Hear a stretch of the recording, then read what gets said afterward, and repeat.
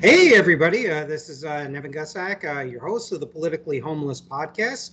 And with me is Tim Starr, who is a bit of a scholar, a writer, a pro-national defense libertarian activist.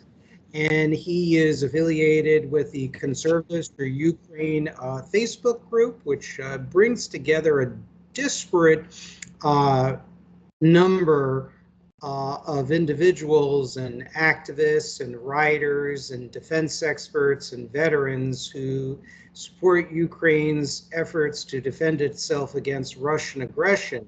Now, I saw Tim on this interview. The interviewer is very, very good, very professional, great voice. On the YouTube channel, be sure to like it. I'll promote his channel, Porkopolis Economics. Forgive me if I'm mispronouncing the name of the gentleman's YouTube channel. He is also a pro-national defense libertarian, probably thinking generally I've been very critical of libertarianism in my writings and on this channel, but I think there are points of agreement where we could have, particularly on national defense. As Scoop Jackson, one of my political heroes, he was a senator, famously stated, in national security and national defense issues, the best politics is no politics. Because after all, we're all Americans, and God forbid if Russia and China do embark on the Red Dawn scenario and God forbid succeed, many of us will be frankly exterminated. And that's not alarmist rhetoric, because I wrote a book about it, Red Dawn in Retrospect. I covered it in my book, Turning the Page, my 2-book volume series, as well as my recent Substack essay, The Ultimate Domino, which I recommend for all those doubters out there. So welcome to the show, Tim. Thanks for joining us. Thank you. My pleasure. Thanks for having me. And I'm looking forward to our discussion. Yeah, me too. Tim is a wealth of information. And I was absolutely impressed with your interview, Tim, on Porkopolis Economics. Your historical knowledge is excellent. It's in depth.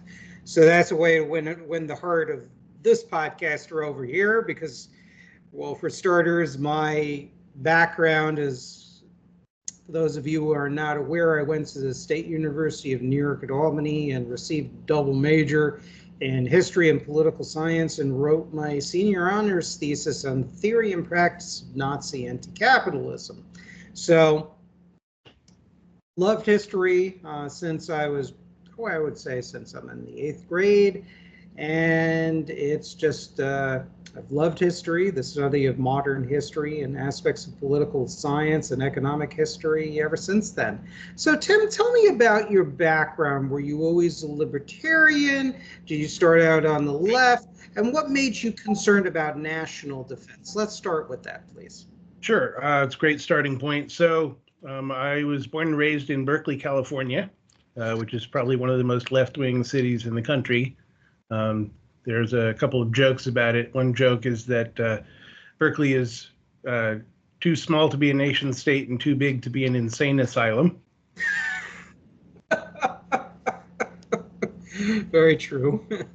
Yeah, and I grew up there mainly in the 70s and 80s. And I remember you could walk around the streets and on the sidewalks, someone had taken it upon themselves to spray paint a template onto some of the corners, giving the distance from the Campanile, the bell tower at UC Berkeley, in miles, and to say in the event of a nuclear detonation at the Campanile, the result where you were standing would be that you were dead.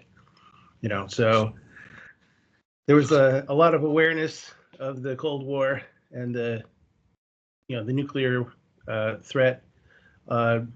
Also, oddly enough, Berkeley had declared itself a nuclear-free zone, which we joked about. What that meant was that if the Soviets fired an ICBM at Berkeley, they'd stop it at the border and give it a speeding ticket. Oh my God, that's too funny. Yeah, it's really quite odd because that's where a lot of the research was done for the Manhattan Project during World War II. That's where Oppenheimer was at UC Berkeley.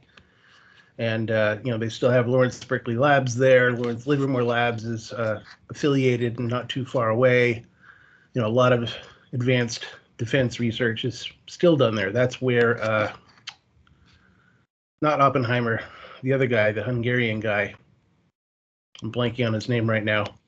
Oh, From the Manhattan Project. Edward Teller, is it Edward Teller? Teller? Yeah. Teller. Yeah, Teller ended up at Lawrence Livermore. I never met him. I did meet Glenn Seaborg when I was in high school, who had done some of the, research on advanced nuclear isotopes. Can't remember if they ever named one after him or not. I have to check, but I think the talk back then was that they were going to name one called Seaborgium after him. At any rate, so growing up there, I remember when the stop signs had graffiti on them in the 70s saying "Stop Carter" because they thought Carter was too left-wing. And then as soon as Reagan took office, that just instantly changed to "Stop Reagan." So it was a very left-wing environment. I sort of inhaled that growing up there and absorbed it by osmosis. But eventually, sort of an odd set of circumstances. I had a friend of the family who was probably the world's only hippie fan of Ayn Rand. He was a Berkeley landlord, so he was not a fan of rent control, which Berkeley had and still has, I believe. It's modified a bit, but still there. And, he got to talking to me about that when I was about to graduate high school, recommended Ayn Rand to me. I'd always been an avid reader. I think, as I told you the other day, I had read the complete Lord of the Rings trilogy by the time I was done with third grade, as I recall. That was just one of many things I used to read. I read a lot of science fiction for a while. After discovering Ayn Rand, that got me into philosophy and then economics and law. But eventually I ended up settling on history, and especially military history. Originally, what was driving my interest, and still does to a large degree, was to see whether or not it would be feasible to have a military defense that would be provided by entirely free market means. I think it's a little more complicated than that these days, but I think we have a lot to learn just from the history of military defense and how that has been produced historically. What it takes, what works, what doesn't work. And I started reading a lot about first guerrilla warfare, and then the Cold War more generally, and then World War II, conventional wars. That's still an area of avid interest of mine. I'm always reading at least 2 or 3 books on those topics. I jump around from one to the other, but I try to finish them. I'm mostly an autodidact. I dropped out of college because, honestly, if I'd known what college was going to be like, I would have probably dropped out of high school and just decided to work, learn on my own. But all my guidance counselors kept telling me college would be better, college would be better. And it wasn't really. Still stuck with the same people. I read very fast, I learn fast, and I just can't take I lose, I don't have the patience to wait for people that are slow on these things to catch up. And, I get distracted too easily, and I'll just start thinking of something else completely different. So, I'd rather just read a lot of stuff on my own. I had a good libertarian friend in the 90s who was big into history, and he got me into it. I lost touch with him, and I don't know if he'd go along with everything I say these days, but he certainly was a big influence on me in that way. The other thing I think that's relevant about my background is that I grew up with some family connections that turned out to be a lot more influential than I thought they would. For instance, one of the oldest friends of my family is a direct descendant of Alexander Herzen, the famous 19th century Russian intellectual. And he not only was a native speaker of Russian, but his job, he worked as a salesman, selling medical devices that were being exported from the U.S. to the Soviet Union and then Russia. And so he was always taking business trips over there for weeks or months at a time for something like 30 years off and on. So he knew it very well. His wife was also Russian American. My dad actually spoke Russian because he was in the U.S. Army and he was a translator. And even though he ended up being fairly left-wing, I don't think he ever had any real illusions about the Russians. You know, for instance, I remember when I was a little kid, one year I decided that I wanted to make a shield out of plywood and paint it black, and then I put a red star on it because red was my favorite color, and I liked stars, and I didn't know anything about it. And he just laughed and said, "Oh, look, it's the Soviet symbol." I had no idea. I was too young to even realize that was what was happening, but you know, I just thought it looked cool. His father also, of all things, turns out he started out in World War II in the Army, and he was deployed in Burma, fighting the Japanese over there. He stayed in as a career Army man until he retired in the late 60s. But he ended up becoming the highest ranking enlisted man in the U.S. Army. He was, sergeant major in charge of NATO forces in Europe. So he finished his career stationed in Oslo, where he was helping run NATO from there. Unfortunately, I didn't know him all that well because he and my father didn't really get along very well. You know, he was deployed a lot and gone a lot for my father's early childhood. And so, you know, I was also well aware of the sort of personal cost that, you know, having to fight wars or even just, you know, not even fight, but just maintain the forces and the readiness to do it can have on a family. On my mother's side, my grandfather was also in World War II. He was in the Army. He was, I believe, a mechanic. The story I always heard is that he was kept awake for several days and nights straight in a row, preparing all the vehicles for the D-Day landings. And then they gave him leave, so we got to go back home and see my grandmother, conceive my mother.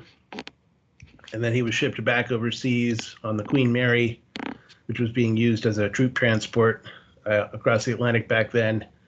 And he ended up catching up with his unit by the time they relieved the 101st Airborne at Bastogne, which is well known to anyone that knows much about the European campaign. And then he carried on through the end of the war, and I heard a few stories about him. He was not a big talker to begin with, and he didn't talk much about the war for a long time afterwards. Some of it, I think, was because he thought his stories were a little too horrible to share with his family. He, you know, it was his wife and 5 daughters, and I don't think he wanted them hearing about all that. But I heard a few of his stories growing up, and they were always very impressive and moving and meaningful. Beyond that, I also was part of an international libertarian organization that is now known as Liberty International. It used to have a different acronym, but then it got stolen by the Islamic State, so we couldn't call it that anymore. And through that, I got to meet a lot of libertarian activists all over the world. I went to a number of their international conferences in places like Athens, Rome, Berlin, Lithuania, Vilnius, the capital of Lithuania, the Czech Republic, also Mexico, Canada. So I've done some international traveling, and you know, a lot of those people are either active in political parties in their countries, or they work for think tanks over there. So I really valued that because it gave me a real appreciation for, you know, other countries that may have, they may be worse off than the United States in some ways. They might be better in a few, but I think overall, not many of them are really all that much better off. And so there's a joke, one of the games we sort of unconsciously played at these conferences is my government's worse than yours. And usually it was the guys from places like Serbia under Milosevic that pretty much won those contests. In fact, I had a friend who was active in this organization, and one of the things he did is he went to Belgrade at the height of the anti-Milosevic protests there, basically to stay with our friend there in Belgrade in the hopes that Milosevic wouldn't kill him if it meant he'd also have to kill an American citizen. So he was there at the height of the daily, marches down the streets of Belgrade, banging pots and pans, chanting for Milosevic to go.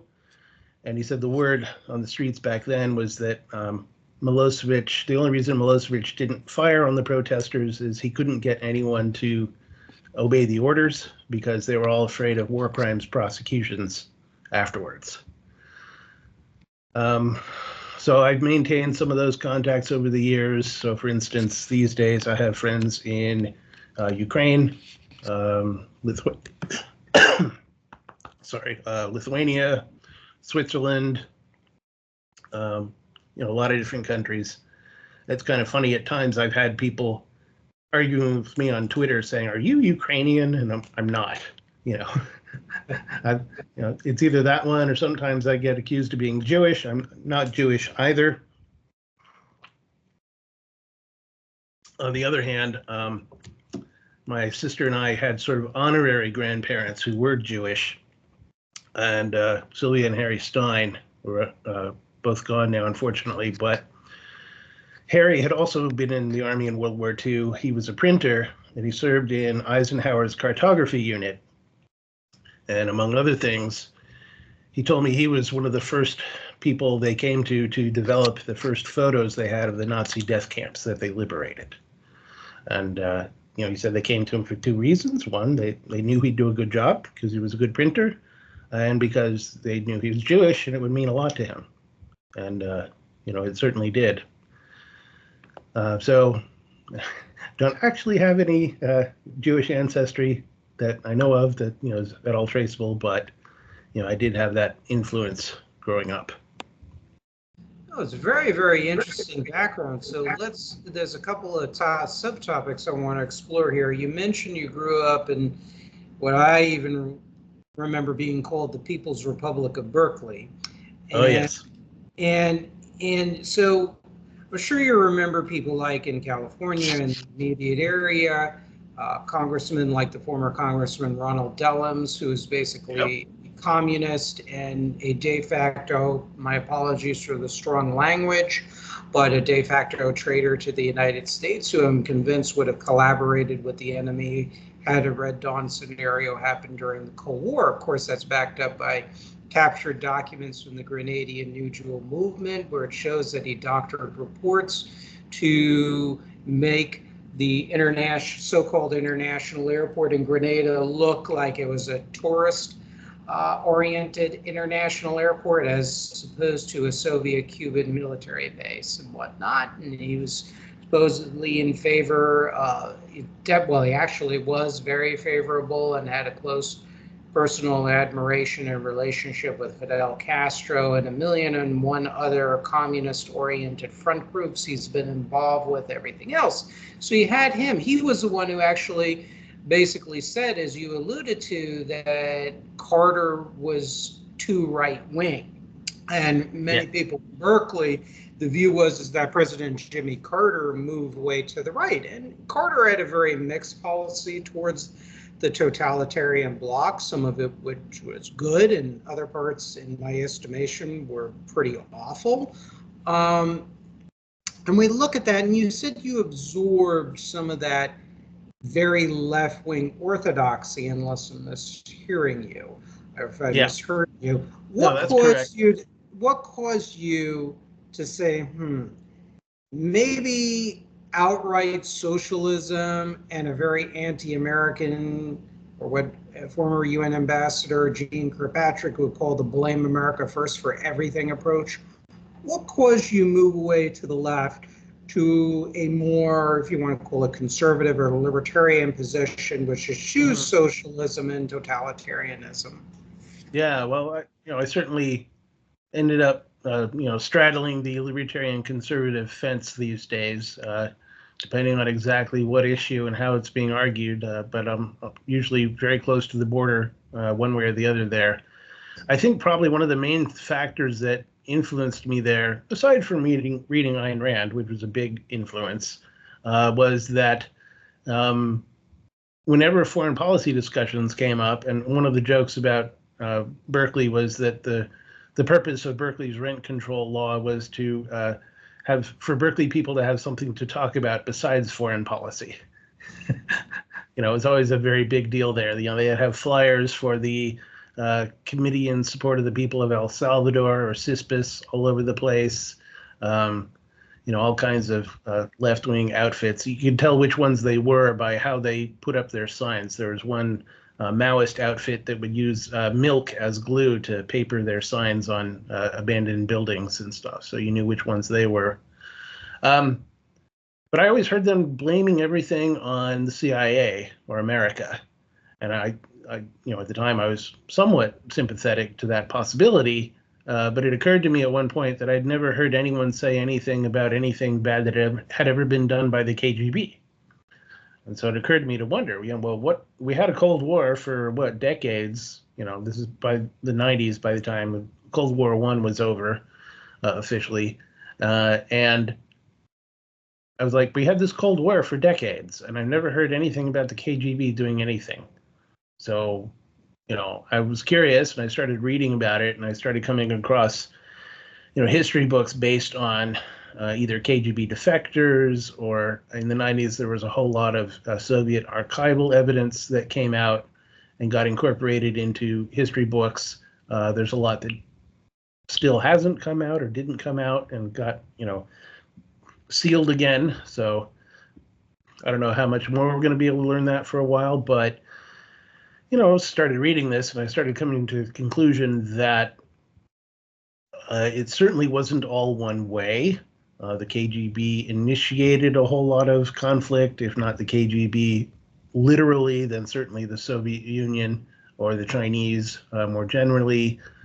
A lot of the stuff that people were blaming on the CIA was really an interaction between the two. Most of the time, the Soviets or the communists were the instigators, and a lot of the things they were, decrying about the CIA were exactly the same kinds of reactions to communist initiatives that, they kept trying to blame on America, saying the communists they're the only ones, they're only reacting to what America does. If only America hadn't done X, Y, or Z, then everything would have been fine, and the communists would have never done anything bad. And, I learned a lot from that, and I'm still at it, really. I read Christopher Andrews' books based on the McTrokin archives, The Sword and the Shield, and the sequel to that. I read Brian Crozer's History of the Rise and Fall of the Soviet Empire. One of the things I loved about growing up in Berkeley was we had a lot of great bookstores, including used bookstores where I could get a whole bunch of really great, interesting classic books for very cheap. If not half-price books, then Moe's books on Telegraph Avenue in Berkeley.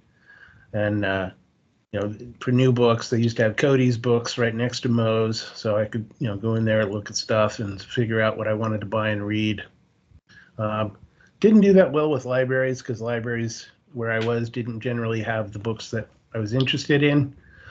So I just decided I had to build my own library. Interesting. Yeah, very, very interesting. Now, so you started to absorb the other side, and you were starting to, move towards a more anti-communist position. So you move into the libertarian circles. You read Ayn Rand. You read the books by the various defectors from the communist world. Now, when you entered the Libertarian Movement,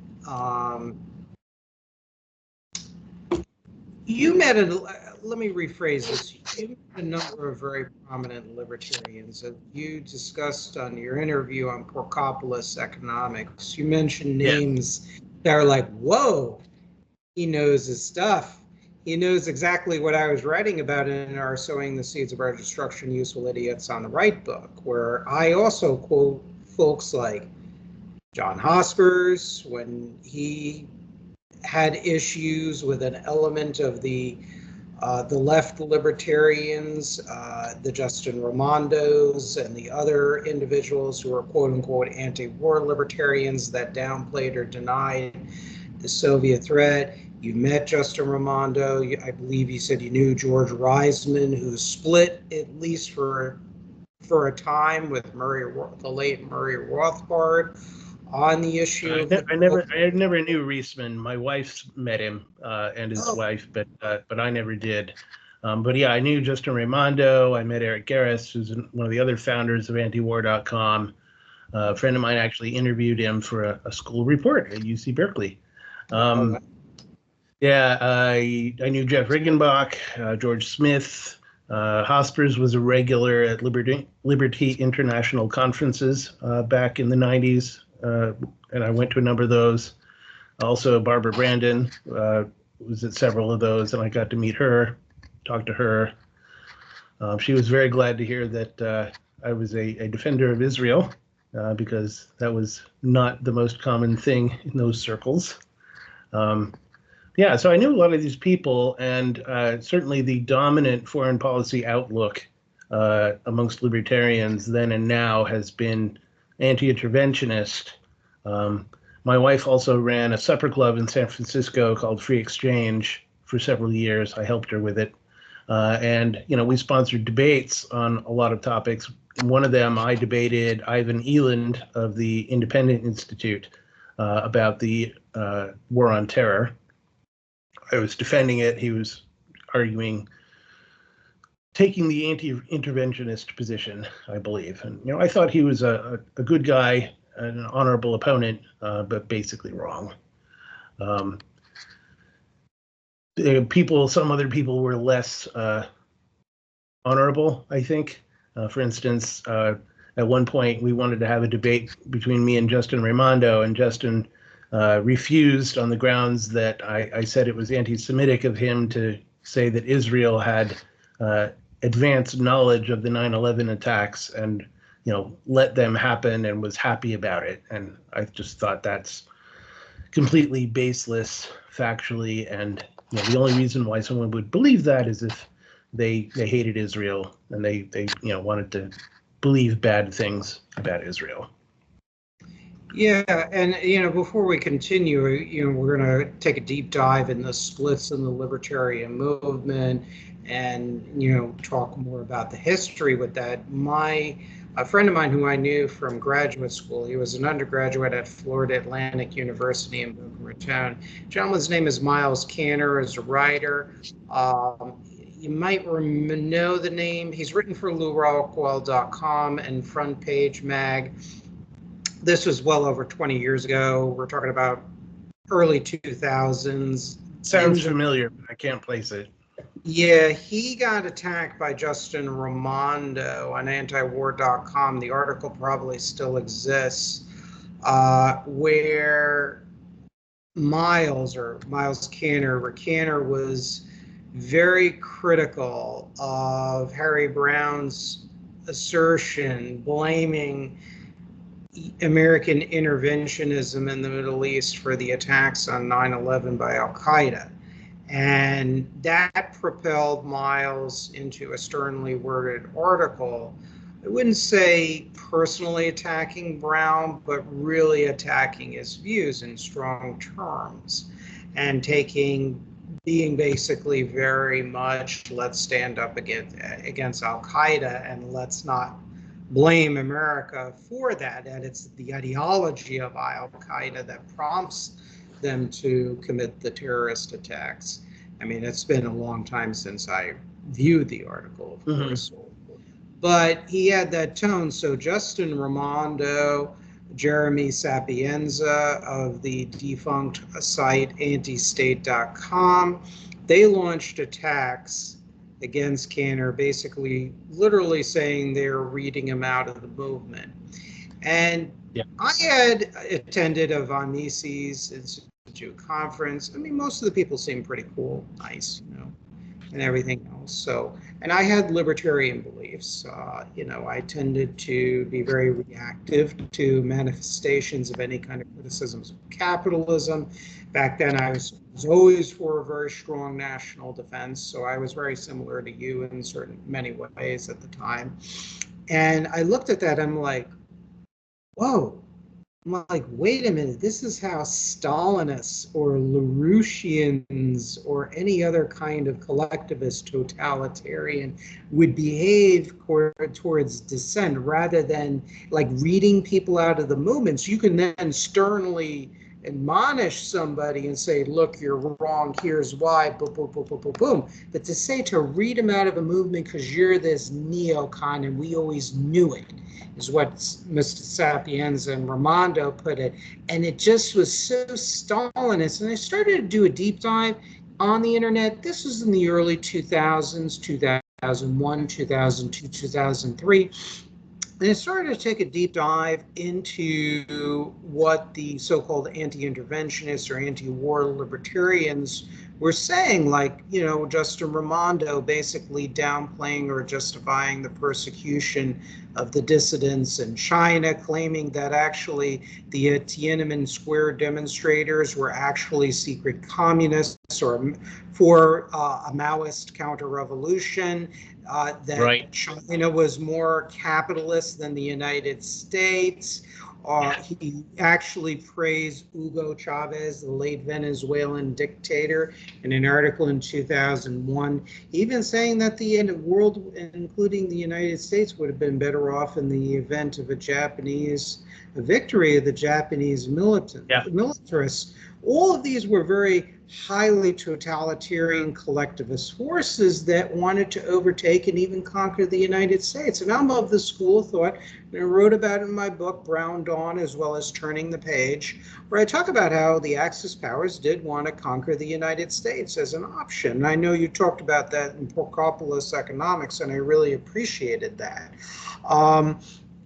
So I looked at that and I'm just like, wow. And then, of course, from research from my book, much of this is in my Sowing the Seeds of Reconstruction, Useful Idiots on the Right, where Rothbard, in his book, which you quoted in some pieces on Liberpedia, some of those quotes were familiar by Rothbard, where he talks about how the Soviet Union had a peaceful foreign policy, particularly since the 1920s, very reactive to the West, that they never had plans to conquer the world. And I looked at this and I'm like, this sounds like freaking Ronald Dums or Cora Weiss and the IPS, the Institute for Policy Studies, and Gus Hall and all these other cast of characters that were for basically the United States basically surrendering to the Soviets and global communism, and blaming the United States for everything that went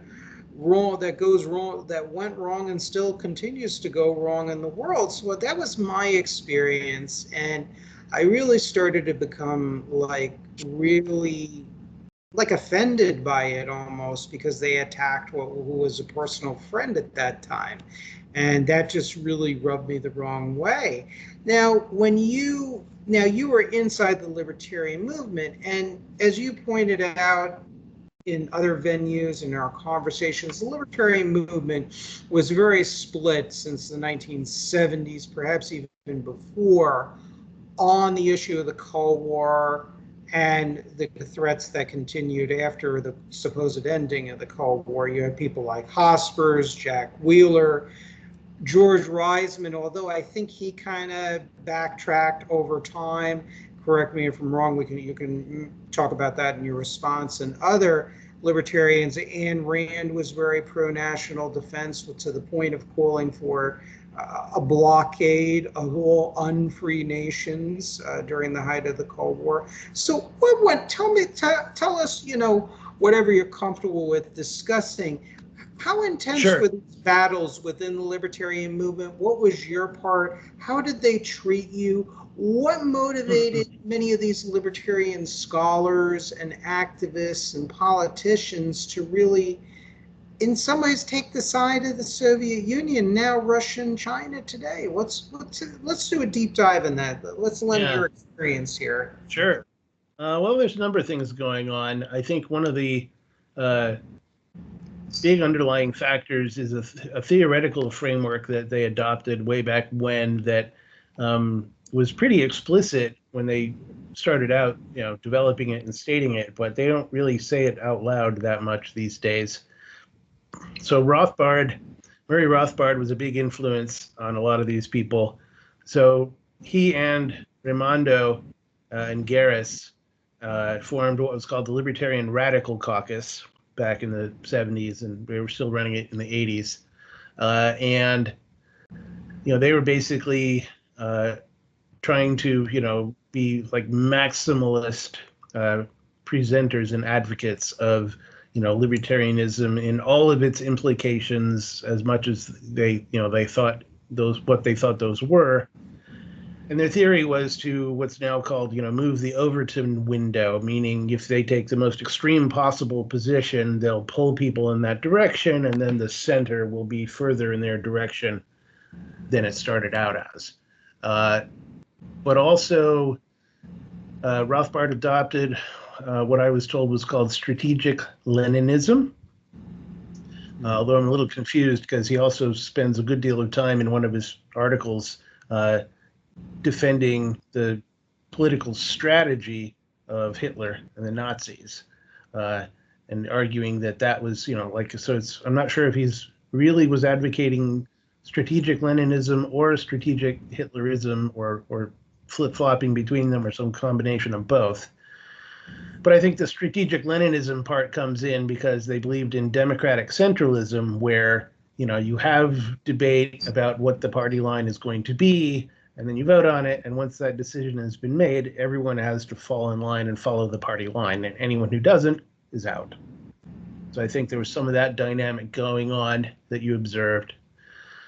The other thing that was bizarre to me about this Rothbard article defending Hitler's political strategy was that Hitler was only in power for 12 years, whereas the communists were in power for 4 or 5 decades. So I would think if you're going to advocate a political strategy from either side of those fences, why wouldn't you pick the one that lasted longer? I'm not sure that really advocating either of those strategies is what I would really want to do, but if you had to pick one, I would pick the one that worked better. So there's that. I think another thing that really sort of brought it to a head for me personally, in the libertarian circles where I hung out in, this was mostly in San Francisco, was the 9/11 attacks. Because if I wasn't a hawk before that, I definitely was afterwards. I wished that I didn't have asthma, so I could enlist in the military and go fight. I was also almost too old to join by that time, but between those two factors, I just knew it was not an option for me. But I was really shocked and amazed at how many people just wanted to, point the finger at America and say it's all our fault. If only we hadn't done whatever, everything we'd ever done, then this wouldn't have happened. And I just never accepted that as either an excuse or an explanation. And so I spent a lot of time arguing with my fellow libertarians about that. And, they didn't really want to hear it. A lot of them were kind of mad at me they felt like I was betraying them. Some of them were personally insulting to me about it. I remember one guy called me the David Irving of the American Empire. Oh, God, that's disgusting. That was, absolutely unacceptable, unconscionable. I just basically decided no friend of mine would ever call me that. And, we're not friends anymore. That's just not the sort of thing that, you can say to me and still expect to be on good terms. So there was that. Then I started doing some more investigation into a lot of these supposed causes of these supposed backlashes or blowback on America. And I realized that if you took an empirical methodology where you said, okay, let's look for all the cases of, these types of supposed causes of blowback and the incidences of blowback, and see whether or not there's even an actual empirical correlation. There almost never is. So for instance, if you say the reason why Al-Qaeda attacked us is because we had bases in Saudi Arabia. Well, the United States has bases all over the world, and whether you think that's a good thing or a bad thing, whether you think it's way too many or not enough, hardly anyone from any of those countries has ever come here to kill us in terrorist attacks, especially in suicide attacks. So there's just no correlation whatsoever, none at all. Similar things. If you think it's because, we did too much aerial bombing of whatever Islamic country you want to pick, Iraq or whomever. Well, the countries that the United States did the most aerial bombing of in the past century were Germany, Italy, Japan, Korea, Vietnam, Cambodia, and again, there's never been any suicide terrorist attacks here in America from anyone from any of those countries. So again, there's just no correlation whatsoever. It's just not there. Similar things for, people will say things about not necessarily the U.S., but like supposedly Israel, for instance, is supposed to be subject to terrorist attacks because of all the Arab refugees that fled Israel in the Israeli War of Independence. Well, again, there's been tons of refugee flows over the past century. There was 15 million ethnic Germans that were expelled from Soviet-occupied Europe after World War II. There were millions of Chinese that fled from communist China after the Chinese Revolution. None of them have ever mounted an ongoing terrorist campaign to try and get revenge on the countries they had to flee, or try and recover stolen land in those countries. There's been some lawsuits, but that's a perfectly fine, acceptable thing. That's greatly different than terrorism. So I guess the more pushback I got from my libertarian contacts in these areas, the more it provoked me to do more research and conclude that there just wasn't any substance to this. And also, I realized how much they were just wholesale adopting the whole socialist and communist attack on America and our foreign policy. They basically said, oh, the communists say this, so we don't know any better, so that must be right.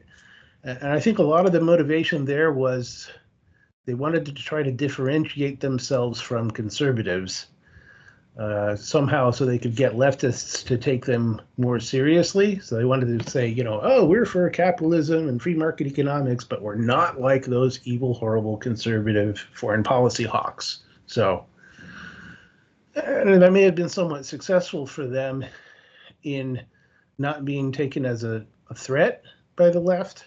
But this reminds me of a joke I made about William F. Buckley when he died.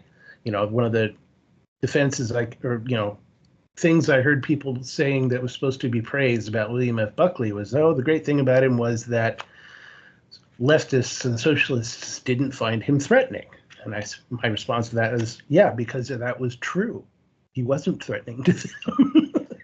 No, that's not a good thing. No, it's not a good thing. Yeah, it's not a good thing at all. Yeah, it's interesting. And one thing you mentioned, which I've seen it at best implied in their writings, or at worst outrightly stated. Now, I would not call Rothbard or any libertarian ideologically fascist or national socialist. That's very clear. It's like comparing oil and water, obviously. There are political and economic systems. DNA really is just different.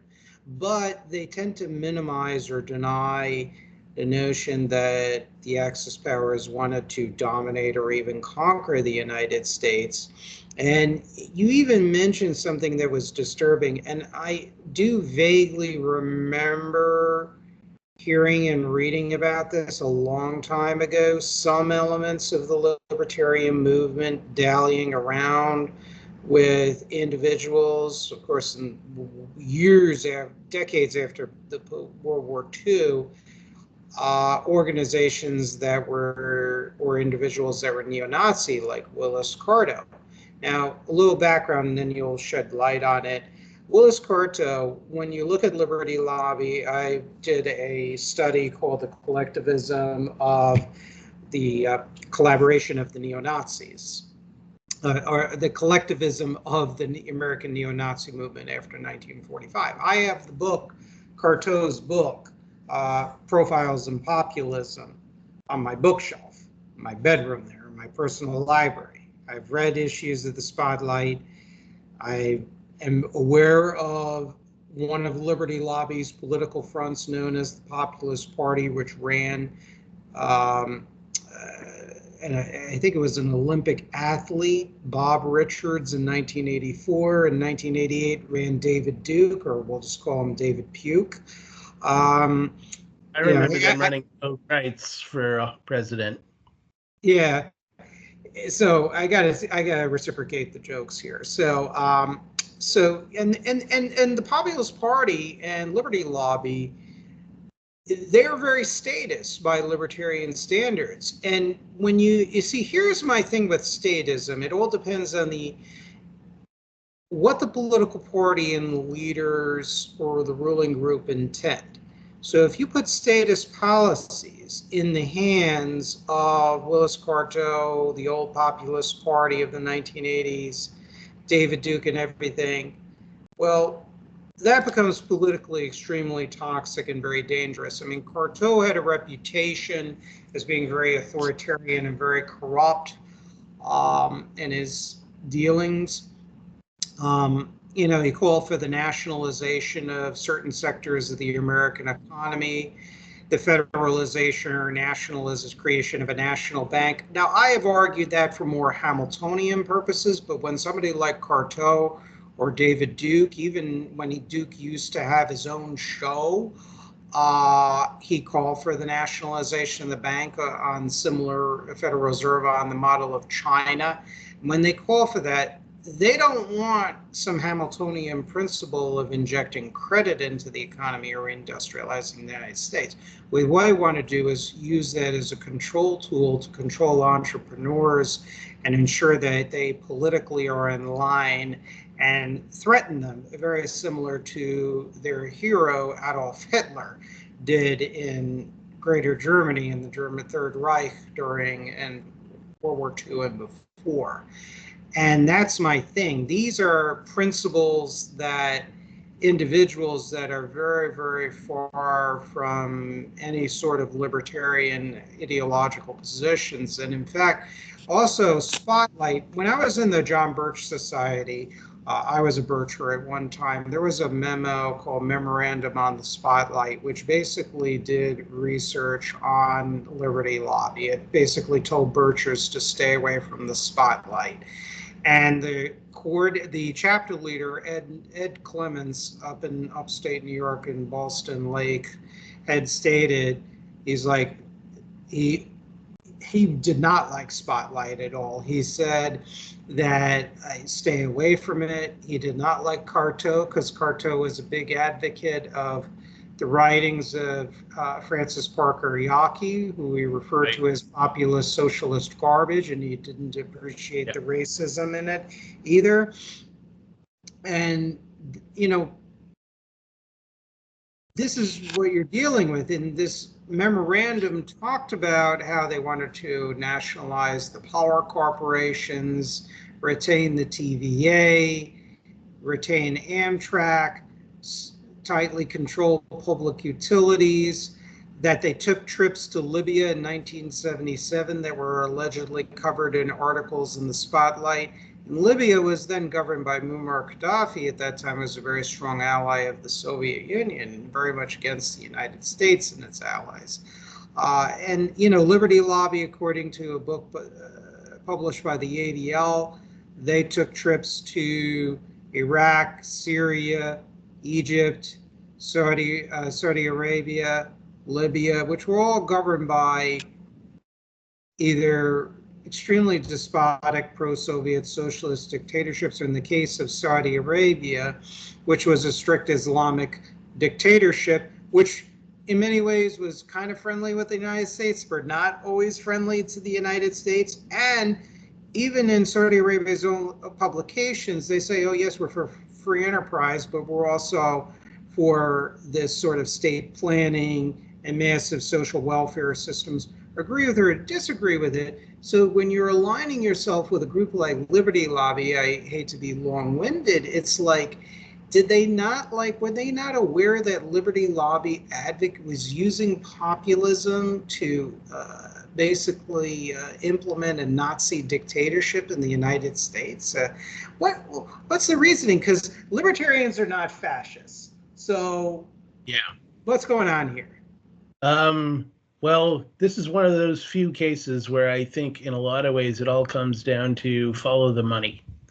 What I'm referring to there is that they ran Ron Paul for president on the Libertarian Party ticket in 1988. Mm-hmm. And one of the conclusions they came to over the course of that campaign was that the best performing direct mail fundraising list for them in that campaign was the subscriber list to Willis Carto's publication, The Spotlight.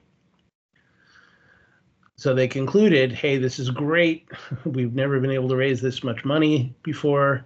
The Libertarian Party had been in a funding lull since 1980 when they had a vice presidential candidate who was one of the Koch brothers, a billionaire who could afford to give all the money he wanted to his own campaign, and he was legally allowed to do that.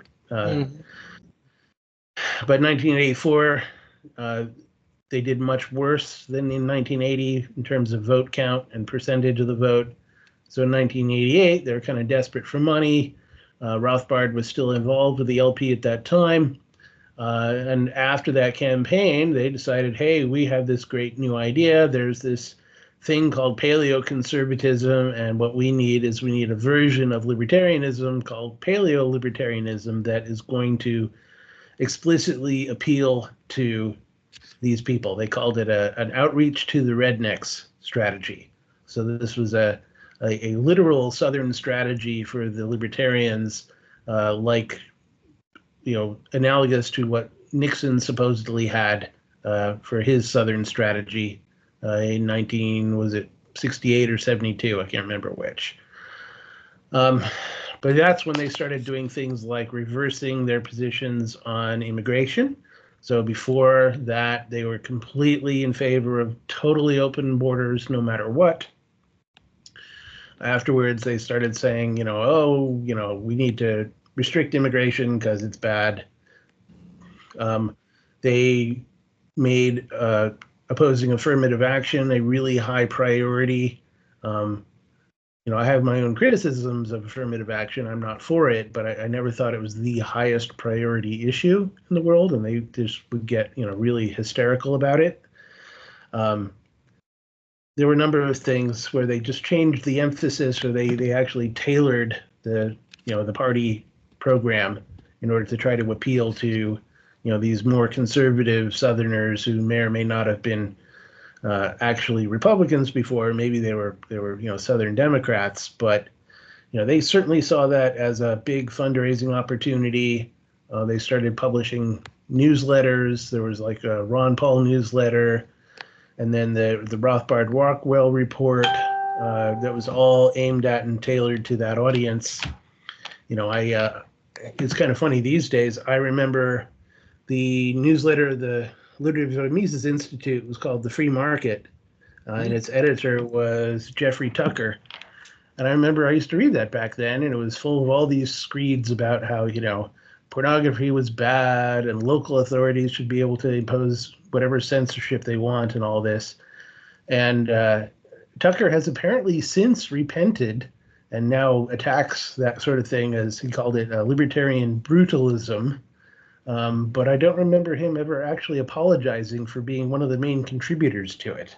You know, if he has apologized for that, I would love to know, because I think he ought to. But every time I read from something from him these days, you know, decrying that, I want to point the finger right back up. I read what you wrote. I remember it. So there was a big money opportunity that they saw there. Also, at the end of the Cold War, I think they saw that there was more of an opening for appealing to people who had formerly been Cold War hawks and saying, you know, look, okay, you know, the Cold War is over. We don't need that anymore. You know, now we can just, you know, worry about ourselves and, you know, not get involved with the rest of the world so much. One aspect of that was that Justin Raimondo was the one that talked Pat Buchanan into running for president in 1992. He wrote a number of op-eds in the newsletter he was running at the time. He had then left the LP and joined the Republican Party. They had an organization they called the Libertarian Republican Organizing Caucus, which is basically the radical caucus of the LP, except now they were calling themselves Republicans. And he was advocating that Buchanan run to challenge Bush, George Herbert Walker Bush the first, for president, which Buchanan then did, and ran on a protectionist, anti-immigration platform, and you may or may not agree with that, but it shows how they saw an opportunity in that direction, and they were pushing for it as hard as they could. And at the same time, they were mixing in things like, Buchanan went on to write a number of books about foreign policy. I read one of them, his one on a republic, not an empire. That one was actually not that bad. It says several things in there that are actually contradictory to the anti-interventionist version of American history. I suspect he may have had a ghostwriter that knew the history better than Buchanan did. But the one he wrote after that, one of the ones called The Unnecessary War, that one really surprised me. I didn't even read it because I didn't feel like I needed to, because it seemed to me like he was basically repackaging the argument made by David Hogan about World War II. Hogan was one of the first Holocaust deniers, but even before he published a book denying the Holocaust, The Myth of the 6 Million, he published another one, originally came out in German and then English, called The Enforced War, in which he basically blamed Britain for causing World War II because Britain went so far as to tell Poland, if Germany attacks you, we'll help you. So this supposedly is what made Germany invade Poland, which I just always thought was absurd. And I never understood how anyone could, make that argument or even hear that argument and keep a straight face. Well, it's a pattern of totalitarian, well, you'll continue, but I apologize interjecting this comment because I think it's an important point. Totalitarian states always have a nasty, dishonest habit of basically blaming others for their actions. It's like they cover up their goals for conquest and subversion and war planning and whatnot, and they'll blame. And that's what the Nazis did in their propaganda. They blamed the British and French and American plutocratic Jewish capitalists for encircling them. And this is all the while when the British, both elements of the British Conservative and Labour Party and the business interests were exporting tons of stuff to Germany. I mean, airplane engines, credits that really propped up the economy of the Third Reich, really, and helped for their remilitarization and rearmament. So it sounds like they're recycling those themes that were part of the Axis propaganda during World War II, and then continuing that tradition, if you will, today. So you found that disturbing, basically. Oh yeah, you know, I mean, it was one of the more bizarre things that happened when I discovered the Libertarian Movement and got into it in San Francisco. I had been involved a little bit before when I was going to college in Santa Barbara, but I moved back home to the San Francisco Bay Area after I dropped out, and there were a few, odd characters that were associated with the libertarians in San Francisco that were Holocaust deniers, and I just never understood that. I never went along with it. I got curious enough about it that I read several books going into some detail about, what is Holocaust denial, what is wrong with it, what arguments do they make, what lies do they come up with, and why do they lie about it. But I just couldn't believe that anyone would take this stuff seriously. Like I said, I have a friend of the family who developed some of the first photos out of the death camps. My maternal grandfather, who was in the U.S. Army in World War II in Europe, he was one of the liberators of Dachau. So I just could never fathom that. Why do you think that in order to criticize U.S. foreign policy, you have to deny one of the worst crimes ever committed in history? Certainly not the only one, and there's been all too many others, but nevertheless, it's one of the ones we know the most about. It's most universally agreed upon, and they're saying, no, it never really happened. But, oh, come on. Yeah, one of my friends, his grandparents, they were survivors of Auschwitz and of Polish descent, and then, of course, settled to Canada and then the United States. And not only did they tell me, of course, some of the oppression they faced and literally the suffering that they experienced, but they also showed me the tattoo, and it was right here, if I remember correctly. And it was in black ink. It was a very surreal experience. And but going back to the more theoretical point, I think you're absolutely right that there's an element of blame shifting, as I found out it's called. I always grew up hearing it called victim blaming, like blaming a woman for wearing a short skirt for getting raped. Exactly.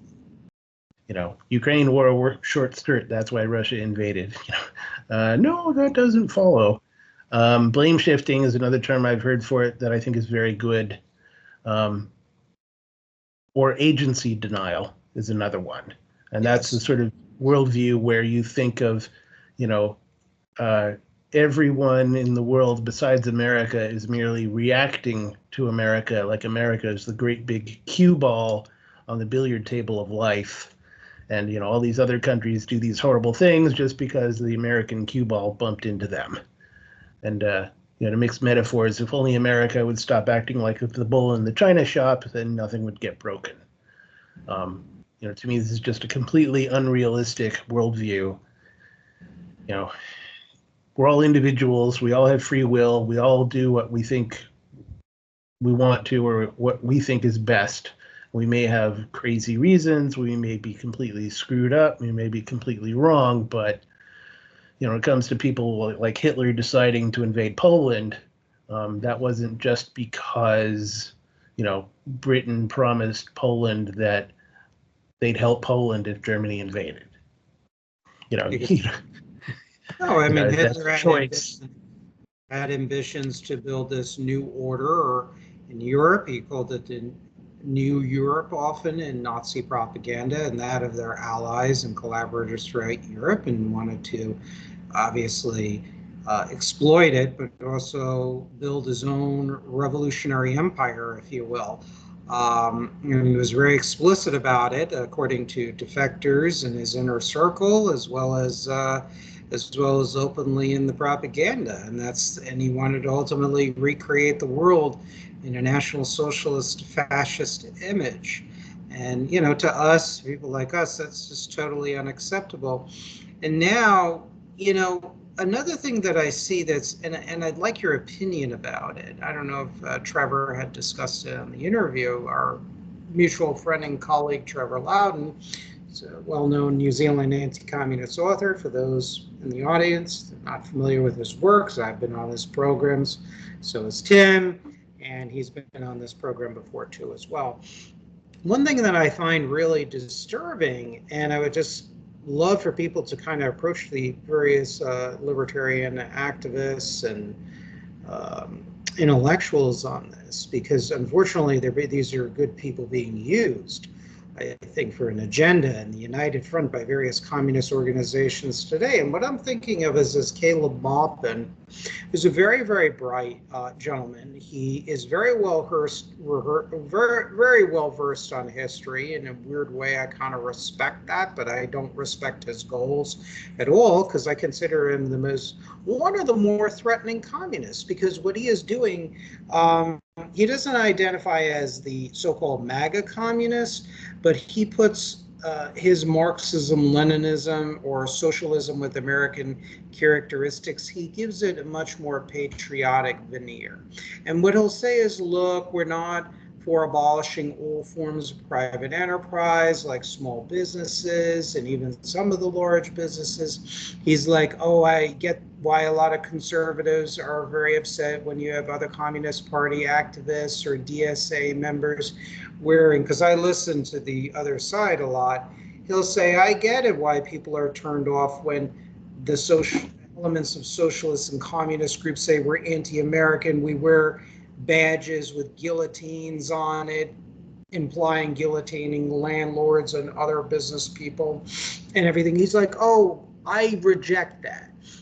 And I'm going to work and make common cause with the Libertarian Party, with folks like Angela McArdle and others in the, Rage Against the War Machine demonstration / event that they had not too long ago. It was last year, the year before. And we're going to work with these libertarians or elements of the libertarian movement against the neocon war machines that is currently going after Russia and China and all the rest of it. And is that something you've been following? I mean, and have you talked to libertarians that in your circle and network to say, guys, don't do this. These people are using you, and if they really gain power, they'll basically execute you faster than you can say Atlas shrugged. So, yeah, well, I've certainly seen people like him. I'm not familiar. I've heard of Maupin and I've read a little bit about him, but I don't follow him all that closely. I've certainly seen a lot of this sort of collaboration with the far left by libertarians for a long time. And again, I think part of it is that, when I was living back in the Bay Area, almost all the activist groups are going to be far left anyway. So if you want to try to get anything done at all, you usually have to ally with some of them. And it leads to some very bad alliances. There's a great quote from Lord Acton, the famous 19th century British libertarian, where he says that sincere friends of freedom have always been rare. And whenever they've gotten anything done, it's been by means of alliances. And those allies often have very different motives. These alliances are often dangerous, always dangerous, he says, and sometimes disastrous.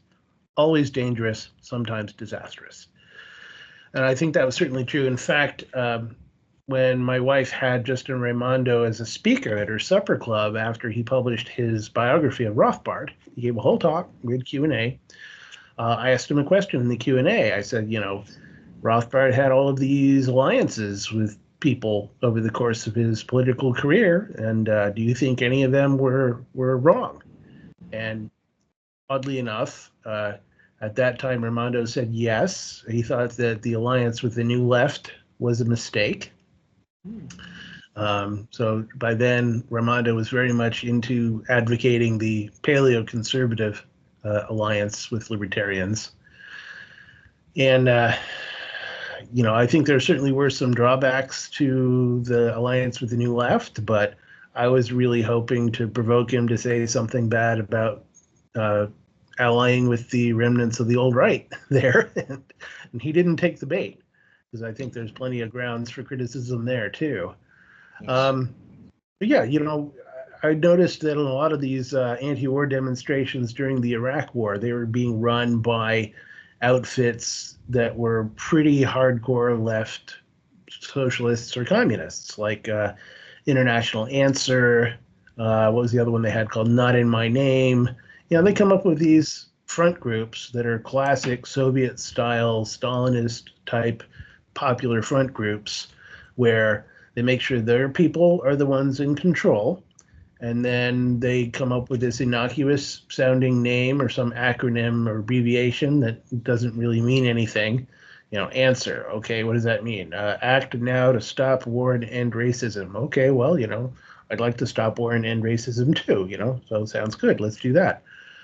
And they recruit a whole bunch of people to march in these demonstrations and chant their slogans, but none of them really know what's going on as far as the ultimate strategy, except for the organizers. I saw a lot of that going on. We even on completely different, what you might think of as innocuous social issues. I went to a pro-choice march in San Francisco, and it was pretty clear from the sketches that the organizers were performing at the start of it that their intent was to try to provoke the cops to try and stop the parade. What they were going to do is they were all going to light torches and carry them, and they'd been told by the cops not to do that. So it was going to be like the tiki torches that the neo-Nazis did in Charlottesville a few years back. The cops had said, don't do that. It's a fire hazard. We can't let you do that. They did this sketch. They basically said, yeah, here's what we're all going to do. And they handed these things out, and then they gave a signal. Unfortunately, I had bad feelings about where this was going to go. And I told my friend who had invited me to join her for this that I wasn't going to be part of it, and I left. Later on, she told me, that was terrible. The cops turned fire extinguishers on us all. But this is the kind of thing they did to manipulate people and to radicalize them. To take this, in that area, a very popular social issue, and make people think that, the only reason the cops are there is to hurt them. So you can't trust them. You can't rely on them for your safety at all. And that's the kind of thing that the left does. I saw it with my own eyes. I saw it happen. There was also, a more theoretical aspect to this too, on the part of, people like Raimondo. So I used to see Raimondo railing against neocons as essentially being Trotskyists or Trotskyites. Apparently Trotskyite is pejorative because that's what Stalinists called them, and Trotskyist is what they like to be called themselves, so whichever one you want. But, again, I read Raimondo's book, Attacking Neocons, Reclaiming the American Right, I think was the name of it. Mm-hmm. Somewhat interesting. There's some interesting, intellectual history in there. But again, it occurred to me, okay, so if everyone he disagrees with is a Trotskyist, does that mean he's a Stalinist? So I started, Googling this a bit, and I actually found a whole article by him where he was essentially saying, yes, we want libertarianism in one country, just like Stalin supposedly wanted socialism in one country, even though he really didn't. That's a misinterpretation of Stalin. Exactly. But they ended up taking this position. Hans Hermann Hoppe, who took over from Rothbard, supposedly as his heir, I guess, has even, formulated what he calls national capitalism, as opposed to national socialism. So think, Nazism minus the socialism. And that's what he advocates. That's what he's for. And Raimondo was, following along the same lines, referring to every nationalist far-right party around the world as being that country's supposed libertarians. So one example of this I remember was the Freedom Party of Austria, which at the time was run by Jörg Haider. It turns out Jörg Haider was the son of an SS guy from World War II, inherited a bunch of money from his father, and had a bunch of I don't know if you'd even call them neo-Nazi connections and inclinations like that. But that's who Raimondo was hailing as the libertarians of Austria, and aren't they great? Well, Haider's Freedom Party also received funding from Libya under Gaddafi and Saddam Hussein's Iraq too, as well, and was very supportive of those two unlibertarian dictatorships, which adhered both of them openly to socialism. Yeah, and there was a time when I was told there was a guy who was teaching Austrian economics at what was then called Cal State Hayward. It's now Cal State East Bay, named Greg Christensen. And apparently in the summers, he was going to teach summer seminars in Vienna. And he said one of his students was Gaddafi's son, Saif al-Islam. So Gaddafi was paying for his son to live in Vienna and go to university there and study Austrian economics. And this was supposed to be the great hope for Libya, that he would go back and take over for his father and turn Libya into some kind of, free market utopia, which obviously never happened. So there definitely were some real connections like that going on. And I think there's a lot more to it. I haven't been able to put all the pieces together, but one piece I would love to be able to flesh out is they had a rich Greek shipping tycoon named Taki Theodoropoulos, I think is how you say his name. Taki's and of Taki's magazine. Yes. Yeah, so he funded a lot of these things. I think he also funded Chronicles magazine, and I just recently was reading something else that said that after Russia got hit with all these oil sanctions, they couldn't get anyone to ship their oil on tankers. So Russia suddenly got this whole new fleet of oil tankers. Well, where did they get those? They bought them from the Greek shipping industry. Yes. So I'm like, gee, I wonder, if Taki's one of the guys that made money off of that, and if his company was, doing business with Russia before that, making money off of Russian oil sales and shipping them around the world. I think there's some definite possibilities there. One other thing I've been suspicious for a while is I remember at one time there was a crackdown on Cyprus as a financial privacy haven. And I'm all for financial privacy, but it certainly can be abused by bad actors. And I remember at the time reading, I think Lee Rockwell and some others were, just absolutely going apeshit about this, going, oh my God, this is terrible. This is the worst thing in the world. I was like, it sounds a lot like, Chicken Little, the sky's falling, and you guys do that all the time. But then again, I was reading again more recently about, how the KGB arranged to move money outside the Soviet Union in order to take Russia back over if the Soviet Union collapsed. And what I was reading was saying that they created this special carve-out that you could get money out of the Soviet Union if you sent it to Cyprus. Mm-hmm. And I was like, gee, I wonder. Cyprus, it's another Greek-speaking country, Orthodox, but it was a British possession, so it has probably better, tax and banking laws. And I can't prove any of this, but I wonder, I speculate, is there any money being funneled to Lee Rockwell or the Mises Institute via Cyprus from places like Russia? Yeah, I mean, there's all kinds of connections that I've even found. Even more your mainstream sort of Club for Growth, ATR, like Grover Norquist's Americans for Tax Reform, Heritage Foundation type of conservatives and libertarians. This is another thing that really also made me reconsider my former economic beliefs. And to be clear, I advocate a form of free enterprise and private property as a starting point and an ending point. My view of governmental intervention is A, has it worked historically? B, does it protect the long-term interests of capitalism as well as our national security?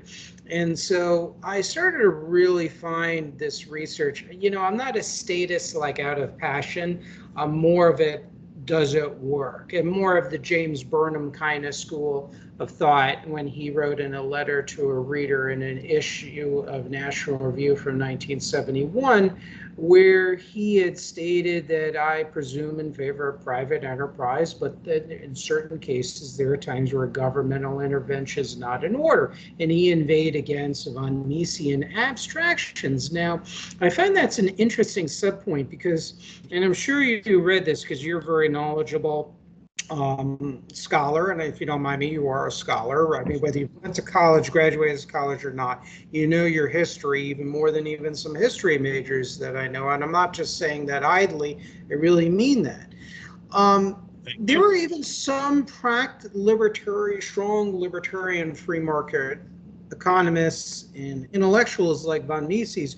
When you really dig very hard, they sometimes are more pragmatic than they will get on. Like an omnipotent government, for example, he really had an understanding that both the Nazis and the Bolsheviks carried out aggression and subversion through embassies in the discussion of Nazism and the Soviet Union in that book. I have it on my shelf too. It's a very good source. He talks about that. Von Mises, you may remember the Reconstruction Plan of 1940 for Austria, and he listed a programmatic list of what he wanted.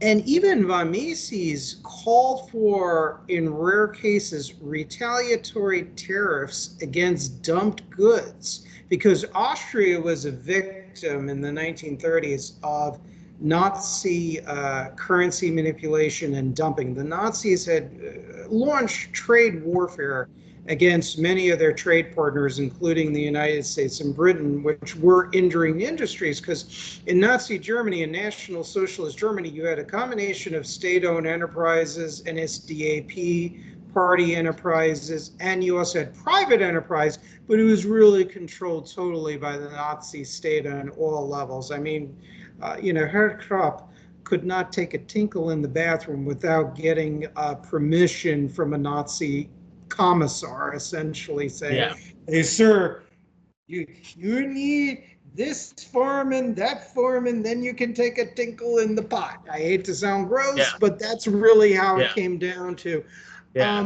So people like von Mises had a little more of a pragmatic view, but yet, you have, to make my earlier point, you have a lot of these financial connections, like what's his name? He was a congressman from Michigan, Justin Amash, and he was against any tariffs again or trade controls on dumped Chinese goods and communist Chinese investments. Well, it turns out his business enterprise is a profitable business with communist China. Ron Johnson, the senator from Wisconsin, he got the more patriotic, progressive leftists like John Sly Sylvester and others pointed out, and this is even admitted by Senator Johnson himself, that his company that he inherited ultimately through the marriage with his wife, like Packer and Bemis, they did a ton of business with the People's Republic of China. So you have a lot of these financial connections. And I kind of I asked myself why, and that's when I started to reconfigure and really what motivates these individuals inside, and what are the problems of free enterprise that it's causing it to literally sell the rope to hang itself.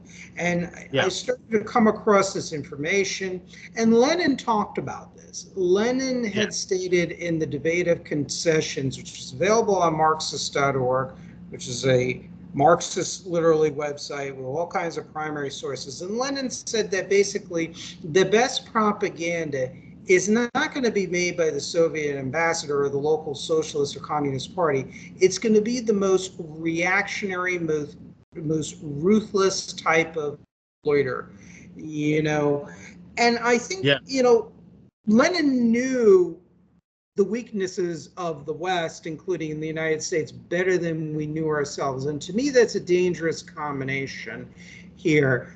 So I think your suspicion with these connections are correct. I remember the Ludwig von Mises Institute blog, which I quoted in my book, Sowing the Seeds of Our Destruction, Useful Idiots on the Right. I think his name was Potter, was his last name. And he blogged a post that he praised the oil for food sanctions busters, the oil sanctions busters that worked on behalf of Iraq as, quote, in the spirit of our sons of liberty during the American Revolution. So which is I think completely absurd because, Saddam was, using that program to buy humanitarian supplies, which he was then selling on the black market and getting cash for. This was so common at the time that in the Middle East, any other country outside of Iraq, if you wanted to buy cheap meds, you didn't buy generic, you bought Iraqi meds. yeah, because it showed up in ports in Lebanon and elsewhere, and that was reported in the world press at the time. And another thing, I think, as you joke, you're one of the last defenders of the Iraq War. And I really, and look, I now oppose the war for a variety of reasons, but the historical fact shows, based on captured Iraqi Ba'athist documents of the old ruling Ba'ath Socialist Party, as well as the reporting done by experts like Kenneth Timmerman, for example, who wrote the book Death Lobby about Iraq's weapons program during the 1970s and 1980s. And he spoke about literally visiting captured Iraqi military bases in 2003, seeing drums of chemicals with skulls and crossbones all over it, and all kinds of other chemical weapons materials, chemical weapons defense gear, all this stuff that was supposedly Saddam didn't have. And I really appreciated you saying that, because one of the reasons why I then changed my mind on the war is because the Bush administration made a conscious decision, according to former insiders in the administration, Mr. Wormser, saying that we're not going to relitigate the war when they were faced with all this evidence. They ceded the ground to the left, and at a cost of tremendous treasure and human life and money that could have been spent elsewhere for defense programs, we didn't even have our troops back. So why are we going in these regime change wars when, first of all, many other countries have WMDs that are ultimately regional or international threats? Why don't we overthrow them, number one? And number two, we don't have our soldiers' backs, essentially. We're basically spitting in their faces. And that was upsetting to me tremendously, along with certain non-interventionist beliefs that I've come to hold for many reasons, which we can talk about another time. But the fact of the matter is the historical data does show that A, Iraq was a regional threat, that even the Dolphin report indicated that as sanctions were lifting, Saddam had every intention to modernize his WMD program. And we know that Iraq had ties with al-Qaeda, as well as many of the factions of the Palestinian terrorist movement too, as well, to the point of Iraq even paying to the widows and families of Palestinian terrorist suicide bombers money. So they clearly were a regional threat, and we dropped the ball and ceded to the left. So what's your take? Sorry I'm long-winded, but I feel very strongly about this. Well, I generally agree with almost all of that. Certainly there was a very real problem with Saddam in Iraq, and I do think that all things told, we certainly had a lack of follow through. We didn't have the right plan. We didn't prepare for the right war. We didn't plan for the right duration. We eventually kind of sort of figured it out because we finally let Petraeus do the surge. But then after that succeeded, then we basically gave up, said, okay, we're done, bye. That was by then thanks to Obama and Biden, because Biden was in charge of the negotiations for us to keep enough troops there to keep things stable there, I think. And Biden basically said, "Oh, you don't want us? Okay, fine, we're out. I don't want to have us be there anyway." So he screwed the pooch on that one way before he screwed the pooch on Afghanistan. But I still think there were a number of very real benefits that we got out of that are, in my mind, were worth it. For one thing, we discovered A.Q. Khan's nuclear weapons proliferation network out of Pakistan that also involved North Korea and Libya. And it turns out Saddam's nuclear scientists, some of them were in Libya working on Gaddafi's nuclear program. And, so that's how Saddam was evading sanctions for that part of his WMDs. He just offshored them to Libya. They've been partners sponsoring terrorism at Soviet direction, back in the 70s and 80s anyway, so they had a relationship. So we were able to disrupt that and get Libya's nuclear program shut down. Also, we got rid of Libya's chemical weapons, so Gaddafi couldn't use them against his people in the Libyan civil war. Unfortunately, that didn't include Syria. So the Syrian civil war has been much worse and still ongoing, and I don't see any reason why it's going to end unless Assad runs out of people to kill. Because he's certainly not going to run out of weapons, because Russia's going to give him whatever he wants there, unless Russia runs out, which I guess is theoretically possible, but they still have a lot. So overall, I did find a guy who runs something he calls the Operation Infinite Freedom, or Iraqi Freedom is what they had to call it, FAQ on the web. And I think he's a lawyer with an army background, and he's got a very comprehensive, detailed defense of the Iraq War. And I've read some of it, and I'm still with him, I think, on that. But there's a deep critique to be made of the U.S. military and how it thinks about the wars that it thinks it needs to fight. That they really have never recovered from the Vietnam War. There's still a Vietnam War syndrome affecting the military. They still think that the way they can address that is to just narrow the scope of the conflicts that they want to design the military to actually fight, and they want to ignore everything else. They want to ignore, as far as I can tell, they're ignoring the biological weapons threat. They're ignoring the EMP, electromagnetic pulse threat, because they're basically saying, we don't have the forces to do that, and nobody's going to give us the money, so we're not going to bother. They had to be dragged kicking and screaming into actually fighting a counterinsurgency in Iraq, because they thought they were never going to have to do that again after Vietnam. They didn't really want to. They did figure it out, but one of the things I learned in my study of the history of guerrilla warfare is that there's, at least in American history, there's this ongoing recurring pattern.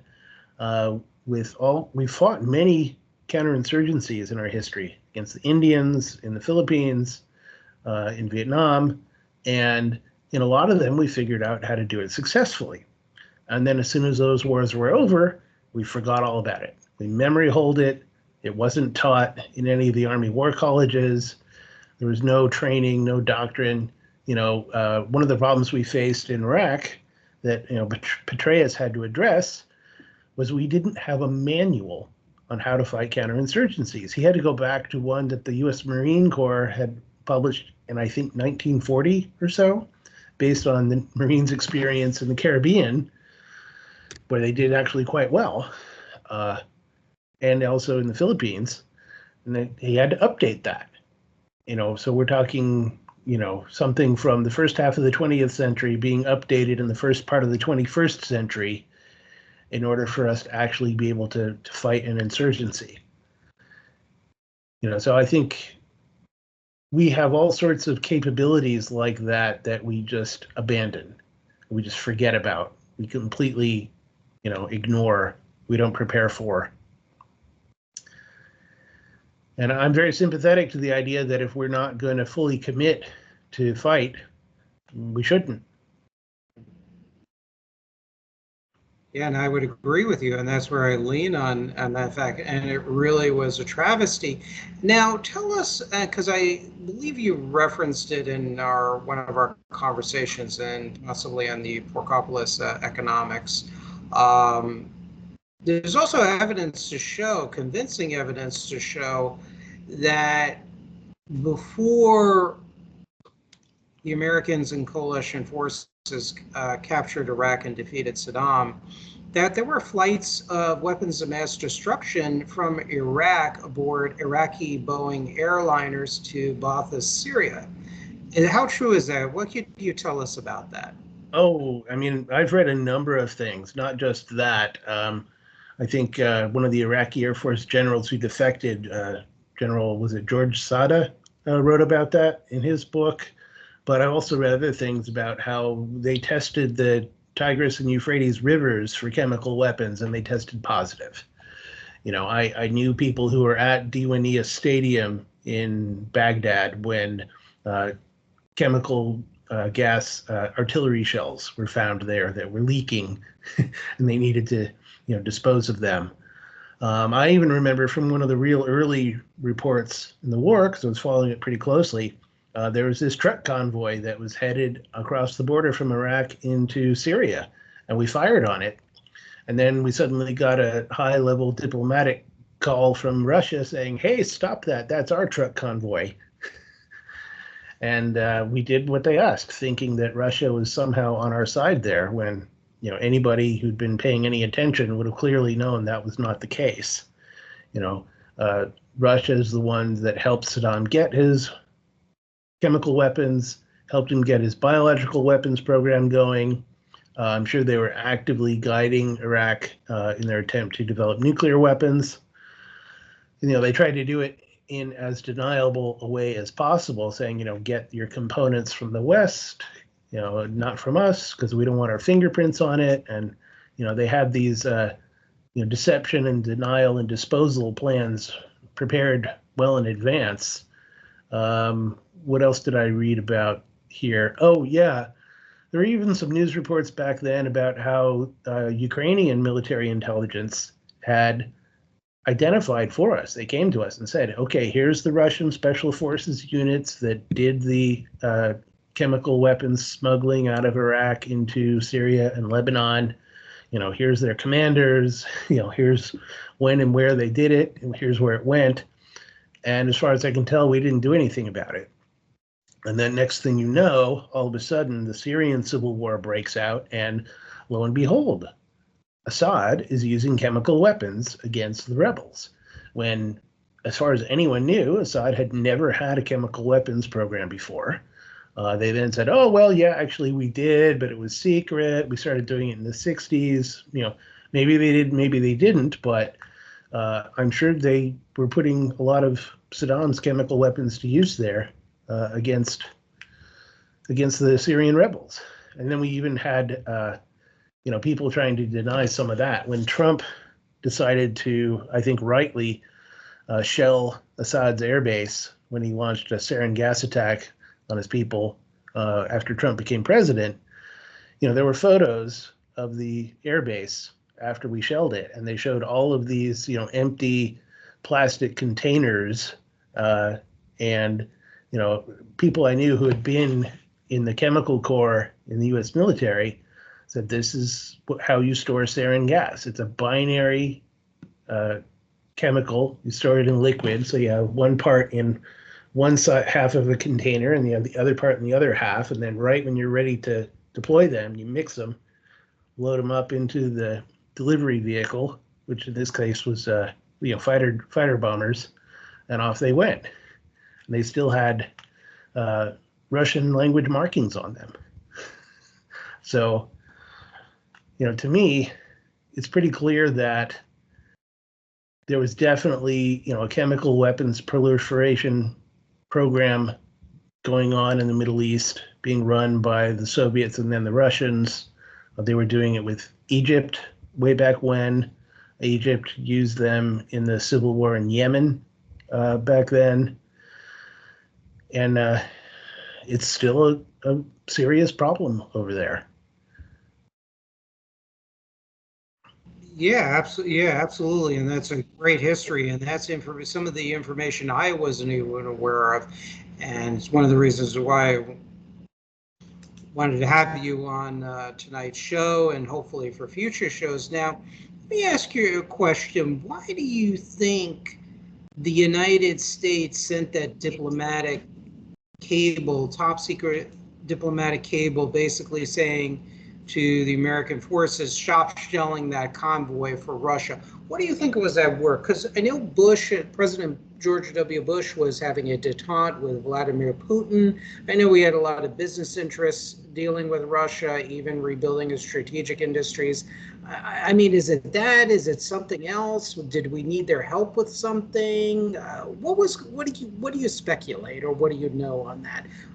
So, well, my working theory on this, I don't know how original it is to me, but I don't see a lot of other people championing it. Maybe they don't want to talk about it for some reason. My working theory basically is that Russia had a strategic deception program going based on the theory of getting us to ally with Russia again, like we did in World War II against a common enemy. Only this time the common enemy was going to be Islamic terrorism. And so I think that if you look at how Putin came to power, everything that Bush got accused of for supposedly enabling the 9/11 attacks to happen are things that Russia actually did. So, for instance, people used to accuse Osama bin Laden of being a CIA agent. He wasn't. But Shamil Basayev, the leader of the Chechen terrorist rebels, he was a Russian GRU agent. He fought for them in Abkhazia, which is in Azerbaijan, I think. Went on to become a Islamic terrorist rebel leader in Chechnya. What else? There are people arguing that Bush either made the Twin Towers collapse happen or let it happen. Well, Putin really did have the FSB blow up Moscow apartment buildings to make it, pin it on Chechen terrorists and provide a pretext for Russia to reinvade Chechnya, which he did immediately. So I think that he was both sponsoring and cracking down on Islamic terrorism at the same time in order to try and make it look like Russia had a common enemy. And then with us, with America, we were also being attacked by Islamic terrorists. You got to remember when we invaded Afghanistan to overthrow the Taliban, Russia let us use air bases in Russia for the logistics for that.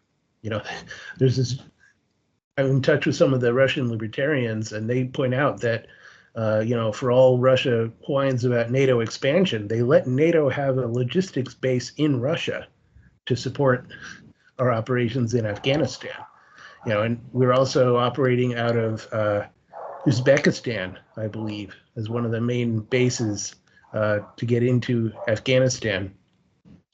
We weren't doing that in Uzbekistan without Russia's permission and approval, I guarantee you, because Uzbekistan was, a former Soviet republic and still under Russia's influence to a large extent. So, I even remember when I debated Ivan Eland about the war on terror, one of the points I made was that I thought not only was the Islamic terrorist threat real, but one of my authorities on that was Putin, because he had just recently talked about how Zarqawi was threatening to, blow up targets in the West. At the time, I hadn't put it together and figured out that one of the ways he would know about this is that he was setting up some of these events to happen. But that's another thing where if you look for Russian connections to a lot of these Islamic terrorist attacks, you can find them quite easily. The San Bernardino, workplace shooting that happened in California several years back. Yeah, the shooters were Muslim, but their wives were Russian. Perhaps Russian Muslims, but Russian. The more you look for these things, the easier it is to find them. This was especially clear, I think, in the case of ISIS. So with ISIS, the Islamic State, you had the highest number of volunteers flooding into Syria and Iraq of any insurgency like that ever, or perhaps in recent memory. And the vast majority of them were Russian-speaking Muslims coming from Russia. Russia pretty much admitted that the FSB knew about this and was, sending them in through Turkey. They claimed that the reason why they were doing this is that they wanted to have informants. Well, okay, but they weren't just informants. These guys came there, they arrived, they took over, they united the factions. It used to be the Islamic State of Syria and the Islamic State of Iraq. They united, they realigned, they reoriented, they changed where they were going to go after and what territory they were going to take. And, the other piece of the Islamic State puzzle there was Saddam's former intelligence services. A lot of those guys, they were KGB trained. If you're KGB trained, you're KGB commanded. They joined up, said, okay, this is what we're doing now, all at once, all in lockstep. But you don't do that unless you're getting orders. It's not a spontaneous thing. It's not like they all woke up one day and said, I think we'll go join the Islamic State. The other piece of that puzzle was that there were a lot of Islamic terrorists that had come in from Syria to attack us in Iraq while we were there. And then they went back to Syria. When they went back to Syria, Assad put them in jail. But they weren't really in jail in the sense of serving a punishment for a crime. They were being kept on ice. And when the civil war broke out, Assad let them out. And all of a sudden, for the first time, you had these guys in brand new Toyota diesel pickups with brand new weapons and uniforms running around saying, we are, was it the Al Nusra Front or other groups like that became part of ISIS. And they do this sort of thing on purpose. Assad did it to make himself look good in comparison to the rebels. Right? He basically said, you've got a choice. It's either me or it's these horrible, evil, bloodthirsty terrorist rebels that are committing genocide and mass rape and torture and burning people alive. And compared to them, I'm not that bad. And unfortunately, I think a lot of people bought this. I remember when Ron Paul's son, was calling Assad a secular stabilizer. And I just thought, first of all, he's not secular. He's an Alawite Muslim. And secondly, he's not a stabilizer. This guy started the Civil War. He tried to get his own nuclear weapons plant from North Korea that the Israelis had to destroy. He's been using chemical weapons, violating the non-proliferation treaty there. In what way is he a stabilizer? What is he stabilizing? Aside from his own power and by extension that of Russia, his patron, his sponsor. Yeah, and you bring up all great information, but you know what I caught? When you're talking about the two groups, Assad versus another group positing themselves as worse or better, that reminded me of Major Anatoly Golitsyn, who I'm sure wrote New Lies for Old and the Perestroika Deception. And it sounds awfully like the scissors strategy, which is basically playing one communist country off against each other. Good cop versus bad cop. Good Soviet Union versus bad China. Then bad China, or good China versus this bad Soviet Union. And, you and I've done a lot of research and written a lot about the splits in the Soviet bloc. I would argue that, two of them were complete frauds, and there's proof beyond doubt, both from defectors and documents. And that was the the Yugoslav Soviet differences, quote unquote, from the mid 1950s afterwards. I mean, the Tito-Stalin split was legitimate. Although there was secret collaboration that I've recently, well, years after I wrote my book and also covered it in my last book, Turning the Page, I found some evidence that there was even secret collaboration during the Tito-Stalin split, which blew my head off. It's like, wow. Yeah, they did it with Romania also. This is Ceausescu. Romania was a fake split.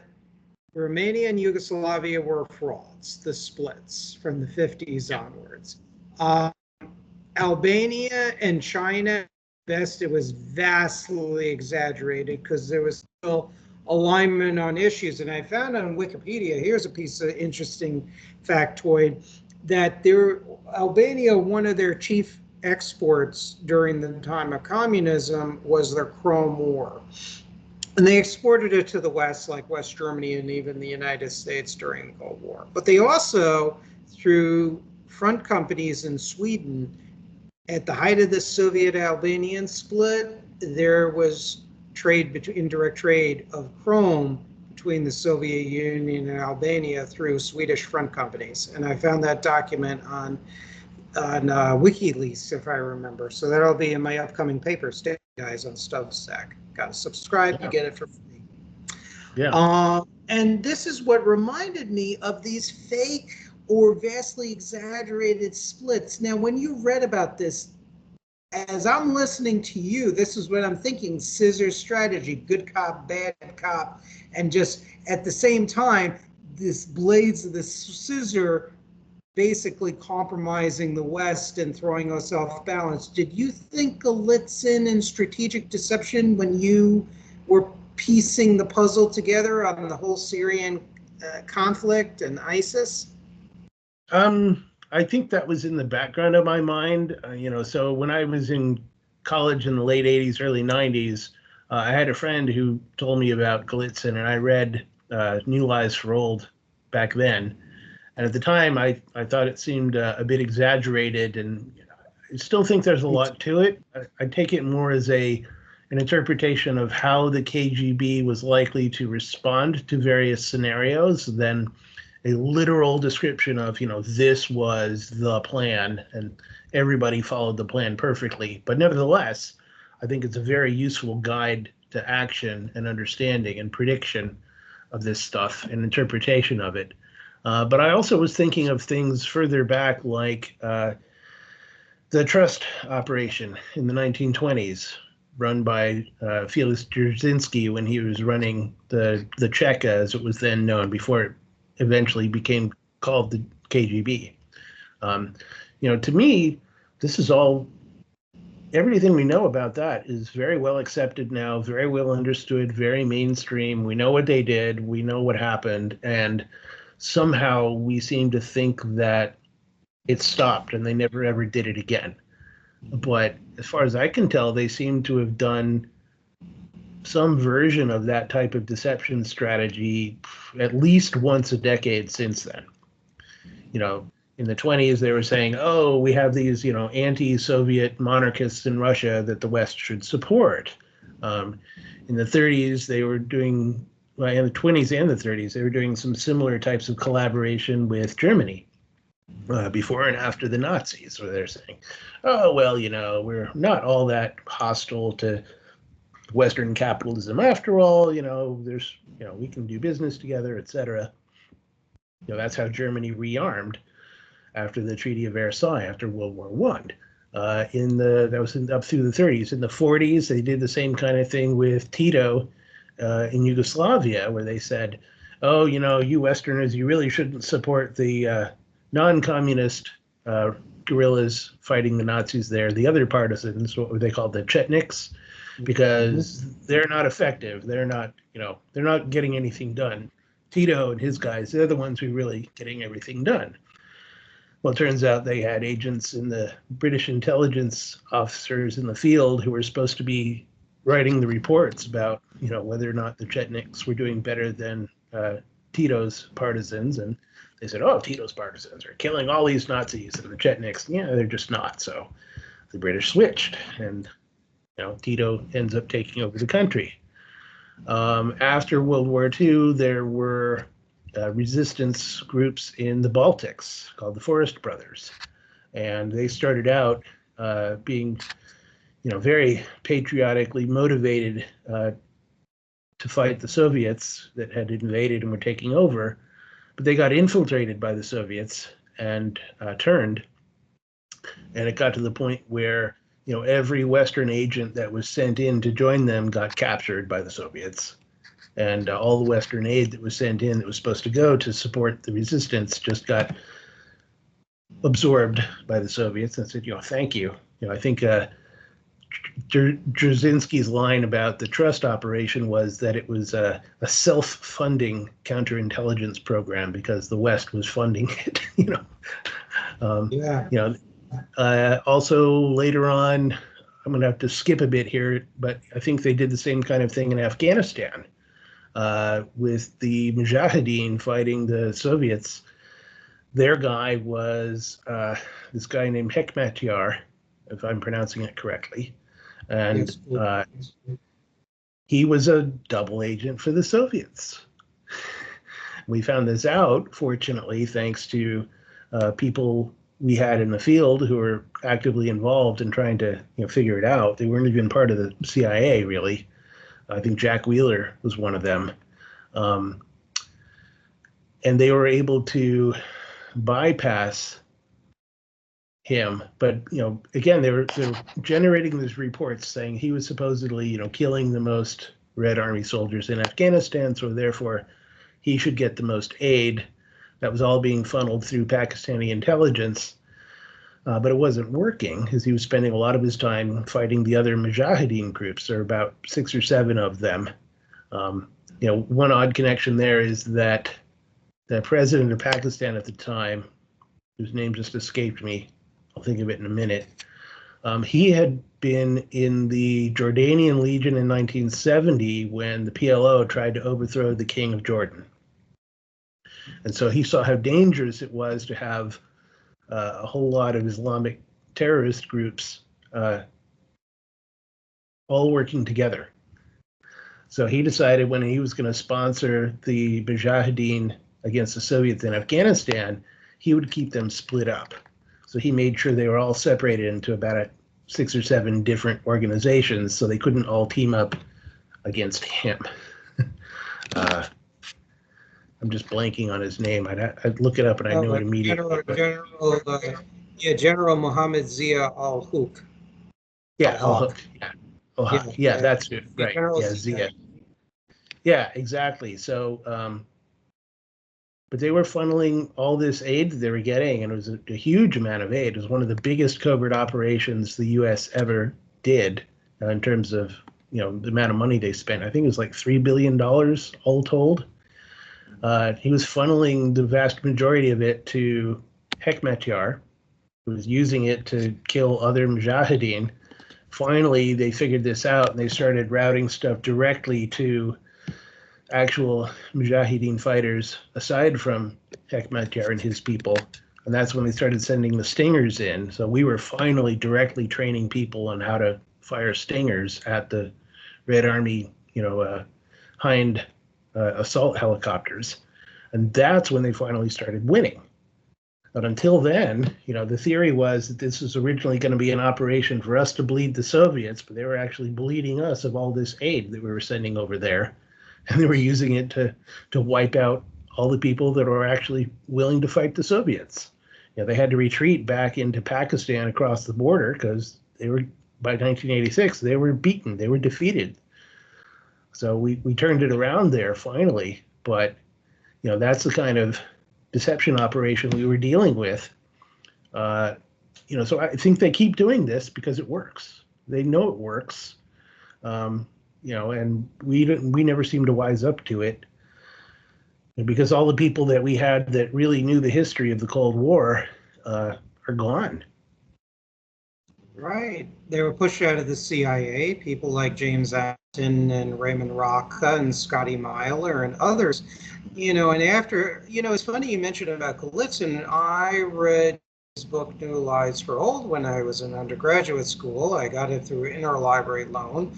Um, and I read through it, and it was very well written. It was very persuasive, but I didn't quite believe it. I needed additional corroborating proof, even though it was fairly well footnoted. And when I came down to Florida, I went into library school, got my one of my master's degrees in library and information science. So that trained me to really give me the know-how, if you will, of going into all sorts of electronic resources, the Reader's Guide to Periodical Literature, which I knew how to use before. So I had quadrupled the number of sources and the training. So I started to really dig in. And I came across the articles of Jared Nyquist, who's a friend of the show, and his columns on Newsmax and WorldNet Daily. And I looked at it and I'm like, he also provides persuasive argumentation.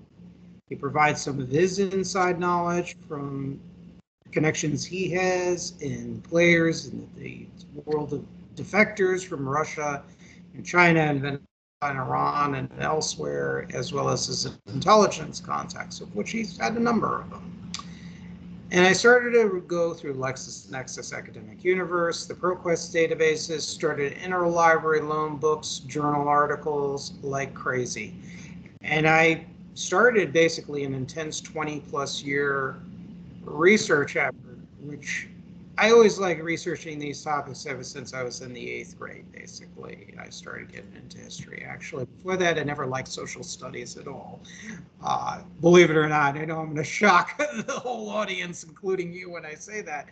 But my stepdad really got me interested in it. And that's kind of a long story. And so I started to look at this, and I started to look at documents that are available on the Cold War International History Project's website at Princeton University. And I'm like, oh my God, Golitsyn was more right than wrong. He might not get everything right, but he was more right than his detractors would say. And it was scary. And even within the past few months, I've been finding new stuff. There's this archival Albanian language website, and there are even hints like the former Albanian ambassador to Czechoslovakia talking about, even though we had tension between Albania and Czechoslovakia, we still had all this very tight economic relations and just other things that just seem to contradict the narrative, given that these splits were irreversible, that they were deep, but the reality is much, much more complex. I'm going to give you an example, and then we'll continue the discussion. And this blew my socks off, and yet Princeton University Cold War International History Project, they didn't even make a big thing of it. To me, this is like newsworthy. And this was a conversation between the former dictator of East Germany, the old DDR, Deutsche Demokratische Republik, East Germany, or GDR, and Kim Il-sung, who is the former dictator president of North Korea and the head of its Communist Party, the Korean Workers' Party. I'm just trying to pull it up, but unfortunately my Word document is not opening, so I'll paraphrase it. And basically what Kim Il-sung said, look, I hope the Soviet Union and China works things out, because every time I met with Mao Zedong, essentially, he told me that, well, the split between China and the Soviet Union, it really wasn't this huge, big thing, and we were just and the only reason why that we had it was so we can get trade and aid from Japan and the United States. And really, we weren't really enemies. It was basically that kind of admission, which was just incredible. And when you Yep. just see these things, okay, now it's starting to open. Okay, I don't know. Maybe the SVR is trying to mess around with my computer. I don't know. So, All right. oh, yeah. So here, Kim Il Sung said, given the complex world situation, I hope that the Soviet Union and China works things out. I believe that the development of relations with the US is not targeted against the Soviet Union. Mao Zedong and Zhou Enlai already told me that when they established relationships with the US. So Mao Zedong told, and Zhou Enlai told Kim Il Sung that the development of relations with the US is not targeted against the Soviet Union. Holy shit. They told us every time they met with Japan and the United States. The only objective of these relations is to obtain developed technology and credit from Japan and the US. Dude, I'm sorry. That's a freaking partial vindication or full vindication of Golitsyn in many ways. Yeah. I mean, is that like a holy crap moment when you see that? And when you research this, it's like, boom, that's bombshell. Yeah, I completely agree with you about that. And it reminds me of how all too many conservatives these days have concluded that they can pull some sort of reverse Sino-Soviet split today by turning Russia against China, like we supposedly turned China against Russia back under Nixon. And I keep telling these people, they're in bed together. They've been in bed together for decades at the very least. If they were ever really split apart, certainly since, the 90s at the latest, they've been teaming up again, getting the band back together, if it ever really broke up. They are involved together in all kinds of things. I mean, the way I look at it overall is I think they've analyzed the international world economy and figured out what their comparative advantages are. Russia's got more land than anybody else. Land is natural resources, so they can become the world's largest natural resource exporter in the world, or one of them certainly. Oil, gas, gold, diamonds, whatever else they have. China figured out they had an enormous pool of unskilled labor. Well, what's the most high value thing you can do with unskilled labor? Basic industrial manufacturing. So they became the workshop of the world, the way Britain was in the original Industrial Revolution. So they're trying to take over the world economically that way together, in cahoots with each other. I thought it was just ridiculous for people to say that, if we oppose Russia, we're pushing them into the hands of China.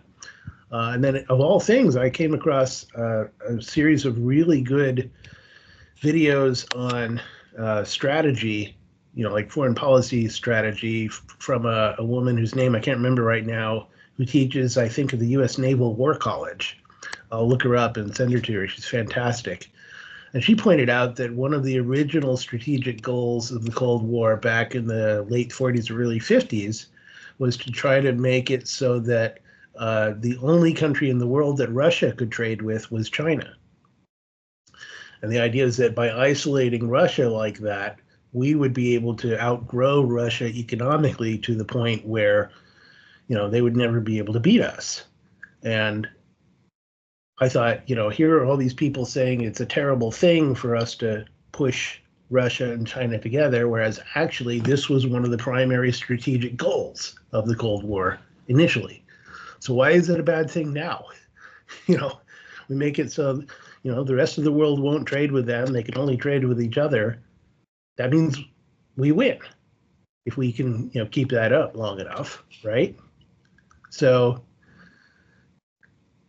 I just find that, like you read these theories that seem out there initially, and you go, well, I'm not sure about that. It's interesting, but I'm not completely convinced here. And then you go look for both, corroborating evidence and evidence that might disprove the theory.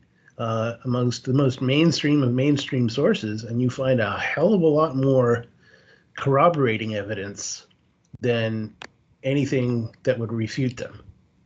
Yeah, that's been my experience.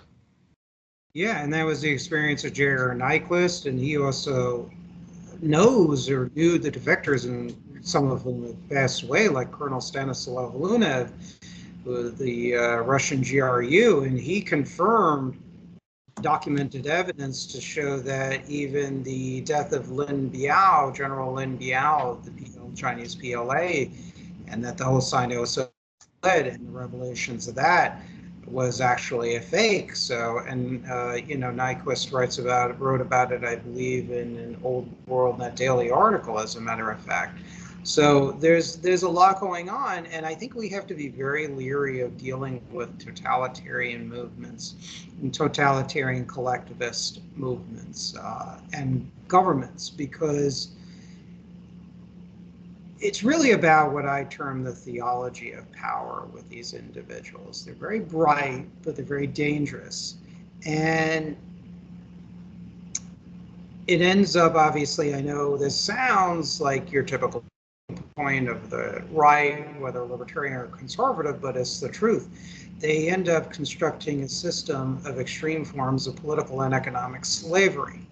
And where human rights, basically, as we would understand it, the right to life and liberty and property and basically everything that we take for granted or hopefully cherish in our Bill of Rights is basically non-existence, or it might exist in those countries, but it's a joke and basically is not followed because there's no respect for checks and balances or constitutional forms of law and order type of government. Yeah. And the thing is that they want to export this throughout the world, and I'm very leery about anyone developing any alliances with them, and they'll study our weaknesses. We want peace. We don't want war. We want to live well, hopefully develop families if that's your choice, whatever.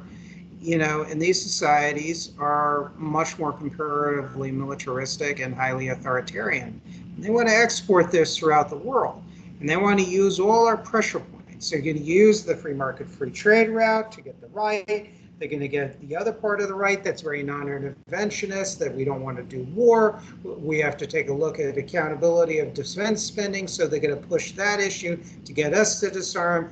And then they're going to use the left. They're going to use the quote-unquote anti-war and peace movement, and I always put that purposely in quotes for obvious reasons, and they're going to use this extreme anti-capitalism and just sort of revolutionary feeling of the left to try and basically bring the United States down and basically impair our national power and our national sovereignty too as well. So as I said on Trevor's show and in recent articles that I've written, it's like a pincer attack. They're going to use anti-capitalism and so-called anti-militarism and peace from the left, and they're going to use the non-interventionism and the war weariness, as well as also the free trade, free market aspects on the right. And the sad thing is they have no respect for the principles of free trade, of free markets, of anti-militarism, of peace, and certainly not economic liberty as you and I would understand it. I mean, So that's kind of my concluding remarks here. I mean, what do you have to say? Because this has been a long interview. This has been a great conversation, really, if I want to call it, I suppose. It has, and it's my pleasure. But yeah, I think we can, sum up a bit here. I guess what I would say there is what I've found is that there's just a completely different mindset that people ruling other countries have, especially Russia, China, Iran, North Korea, etc. They really think about the world completely differently than we do. They don't think in terms of human rights. They don't think in terms of, ethics or morality. It's very ruthless, very materialistic. But I don't mean in the sense of, it's not like they don't have ideas or ideology. They do, but to them, it's all very much instrumental in pursuit of their strategic goals. And they do all sorts of things to control the lives of their people in ways that we would just find unimaginable here. So, for instance, in the Soviet Union, you didn't get to pick not only did you not get to pick whether or not you would go to college, if they decided that you were going to go to college, you wouldn't get to pick what you majored in. They would test you, and then they would decide what you were best suited for and what they needed the most, and that's what you majored in. Unless you had strings you could pull, family connections to, if you were high up in the ruling elite, they could get you into, whatever program they wanted you to be in. But we know that, there were a number of people that moved to America from the Soviet Union after the Soviet collapse who had, there were women with engineering degrees from the Soviet Union. So they came here and you'd think, hey, it's great. We have all these women engineers. They'll go into engineering. No, they didn't want to be engineers. They quit engineering and they went into what we would think of as more like traditionally female professions, because they didn't have a choice about that. In China today, since the Olympics are happening, China treats their Olympic program as something where they're testing every kid in the country for their athletic ability to try and figure out what Olympic sport they might be good at. And if they're selected for that, they are, put into a training program for that Olympic sport. They don't have a choice about it. And the ones that do the best are the ones that eventually go on to, compete in the Olympics. And they actually set as a strategic goal for their Olympic program that they wanted to maximize the number of gold medals that they won, regardless of whatever event it was in. So all of a sudden, in the past few Olympics, you had all of these Chinese competitors in sports that had never had any Chinese competitors before. And it was all because they thought they had a good chance of winning gold medals. And this is all a matter of, state policy. We don't do that. With us, it's, hey, you want to compete at the Olympics? Okay, go sign up for a gymnastics program on your own dime. Take gymnastics. If you like it and you're really good at it, go compete in tournaments. I take a martial arts class at a gymnastics gym now. So there's all these, cute little kids running around in gymnastics costumes practicing gymnastics. But, they're not there because the government told them to. Right, That's not because you have no choice. Yeah. You have no choice. They tell you to do it regardless. And that's very fascinating. I'm glad you brought up this example because this shows how, frankly, evil that system is. You're basically not given the free will, and that's wrong. Yeah, and if you don't come home with a medal, you're in big trouble over there. We're happy for our players if they do compete. If they don't win, we're so, well, that's too bad, but at least you tried. Well done. They're in big trouble if they don't win. And a lot of those places, those countries, that's how they make their living. They are paid to be Olympic athletes. This is why the old Soviet hockey team was so good. They were essentially professional full-time hockey players. They weren't college kids playing hockey as an extracurricular activity. These were adults. If you watch the movie Miracle about the 1980 U.S. hockey team, you can see that this is, the way that we were able to win that time and beat the Soviets is because we actually trained a lot more seriously, specifically to be able to play like them and have endurance like them for the first time. So, it's a huge, completely different mentality. But the really amazing thing to me is that you can arrive at all of these conclusions with completely mainstream scholarship sources, reference books published by the most reputable universities. You don't have to go to, some obscure far-right political fringe group that people might think is, completely crazy and nuts. And it turns out, a friend of mine jokingly said, remind me again, what was the John Birch Society ever really wrong about? And I really had to think about it. I really couldn't think of a whole lot. I'm not the world's greatest expert in the John Birch Society. Heard of it, I knew a little bit about it, but from all the other reading that I've done, I was sitting there going, gosh, I don't really know. What did they get wrong after all? Yeah, I mean, they've done some good work. I kind of disagree with their conspiracy view. I mean, that's a subject for a different time. I mean, I'm not a fan of the CFR, the Trilateral Commission, and a lot of the big business groups. But when you look at their actual policies, other than, I mean, there's overlap with the Birch Society and very conservative groups. They are, at least theoretically, for free trade, the Trilateral Commission. They're very down. They don't particularly like labor unions. One of their publications complained about the excesses of democracy. But then other times where they depart from the society, John Birch Society, is that the Trilateral Commission, some of their publications have had authoritarian tones, like they'll hail the communist parties in Western Europe. At least they can get people to work, so, and they were also for trade with communist countries too, and economic interdependence with China and the Soviet Union, even during the height of the Cold War. So, I mean, the Birchers have done some good work. Some of the people have had some very illuminating experiences with the society that have not been good. Did not reflect very well with the leadership.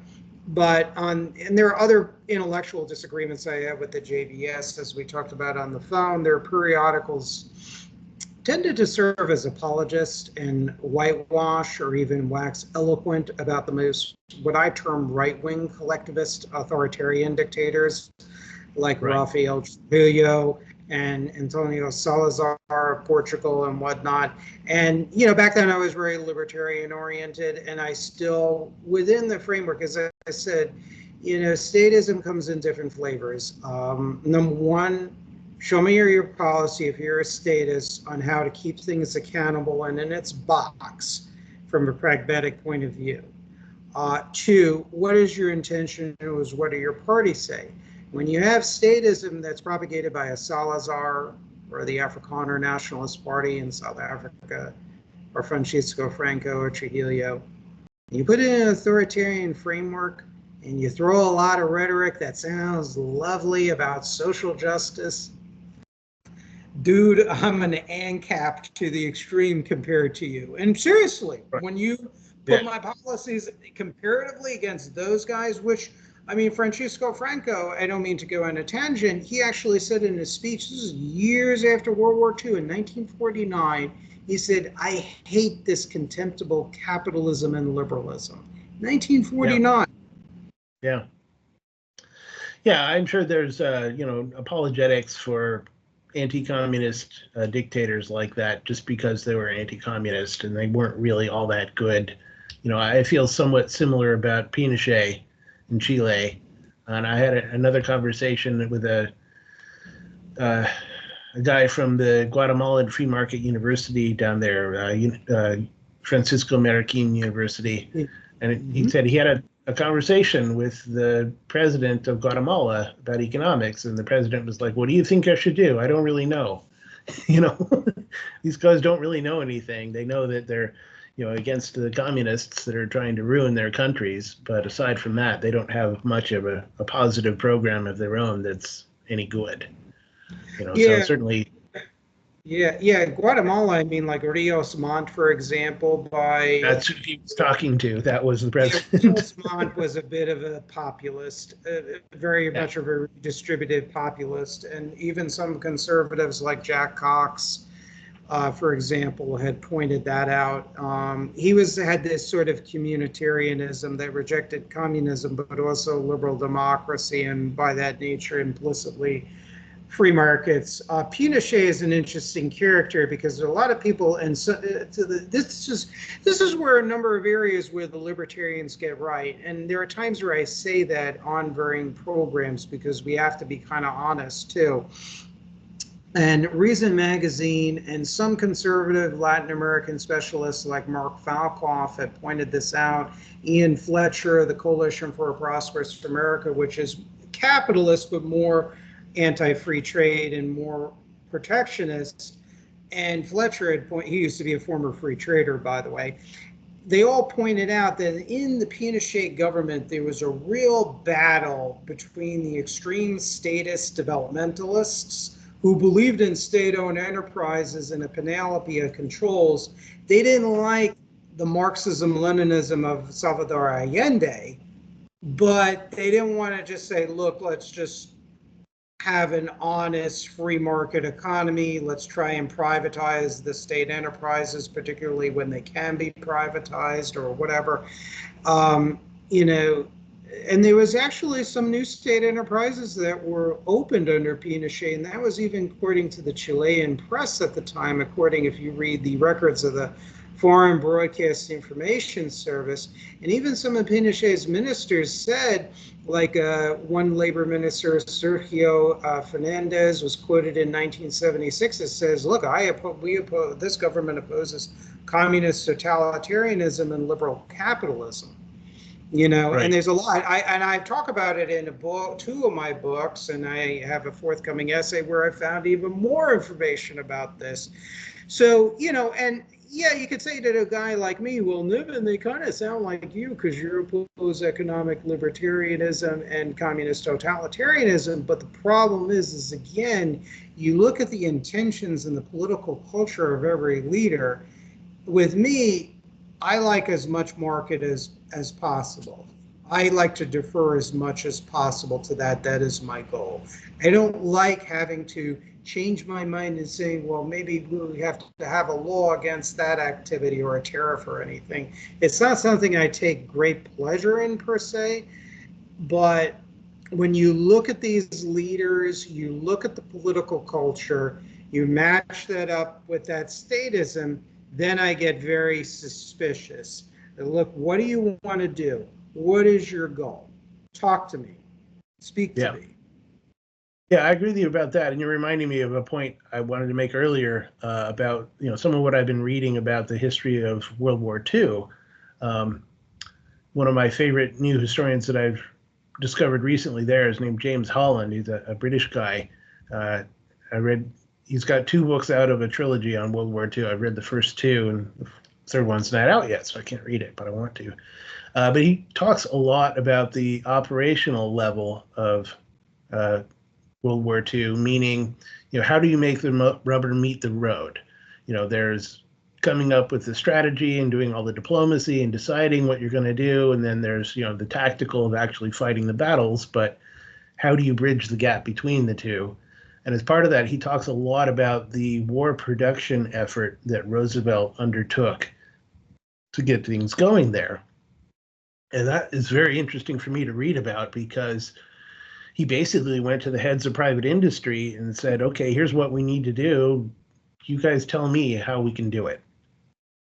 So in order to do that, you had to have an incredibly robust private industry in the first place. Right? Japan couldn't do this because they didn't have a big enough auto industry. We had this huge auto industry that could be repurposed to make all kinds of vehicles and weapons that we needed. In shipbuilding, it was very interesting how he was talking about Kaiser building the Liberty ships. So he said they had a design that they got from a British shipping engineer who worked for his family firm that was making ships forever over there. And he'd come up with a new design that was easier to make and more efficient. And so he brought that over, and, Kaiser had never been in shipbuilding before, but he had been in business. And, he figured out how to start making these Liberty ships based on this design and cranking them out. My wife and I were watching a talk by Holland where he was talking about this. My wife's watching it, and she's hearing them talk about how Kaiser went from taking more than 200 days to make one ship to being able to do it in like about 20 days. And she's hearing about the huge volume of ships he's cranking out. And she turned to me and says, "Hey, pause that for a second. Could we do that today?" And I said, "Yeah, I'm pretty sure we couldn't. We don't have the industrial base we would need to be able to do that anymore." And that's just sad and pathetic. So one of the conclusions I've come to from reading about that is economically, we need, the most free, strong, thriving, efficient capitalist sector that we could possibly have as a matter of national security, because we have to be able to mobilize that in case we ever have to fight a war like that ever again. Hopefully we don't, but there's no guarantee. That's not up to us. And we can't go offshoring all of this capacity to China or other countries that may not be on our side when a war like that might come our way. Yeah, we did that with Russia too. I mean, under Obama, and this is another thing that kind of upset me about conservatism really in the Republican Party is under Obama, we granted permanent normal trade relations with Putin's Russia in 2012. And that was a disaster because even before then, we were importing goods that we could have extracted in this country, but it was cheaper for our defense contractors and our other multinational corporations to import those raw materials and certain basic manufactured products into the United States from Russia, like steel, like uranium, like oil, like gas. These were things that we had within the soil of our own country, and we just chose to import it from Russia. And you had the Defense Department and generals within the Bush administration during the times of George W. Bush and Obama, and certainly under Trump, that complained about this. I think there are many problems associated with that, why we deindustrialize.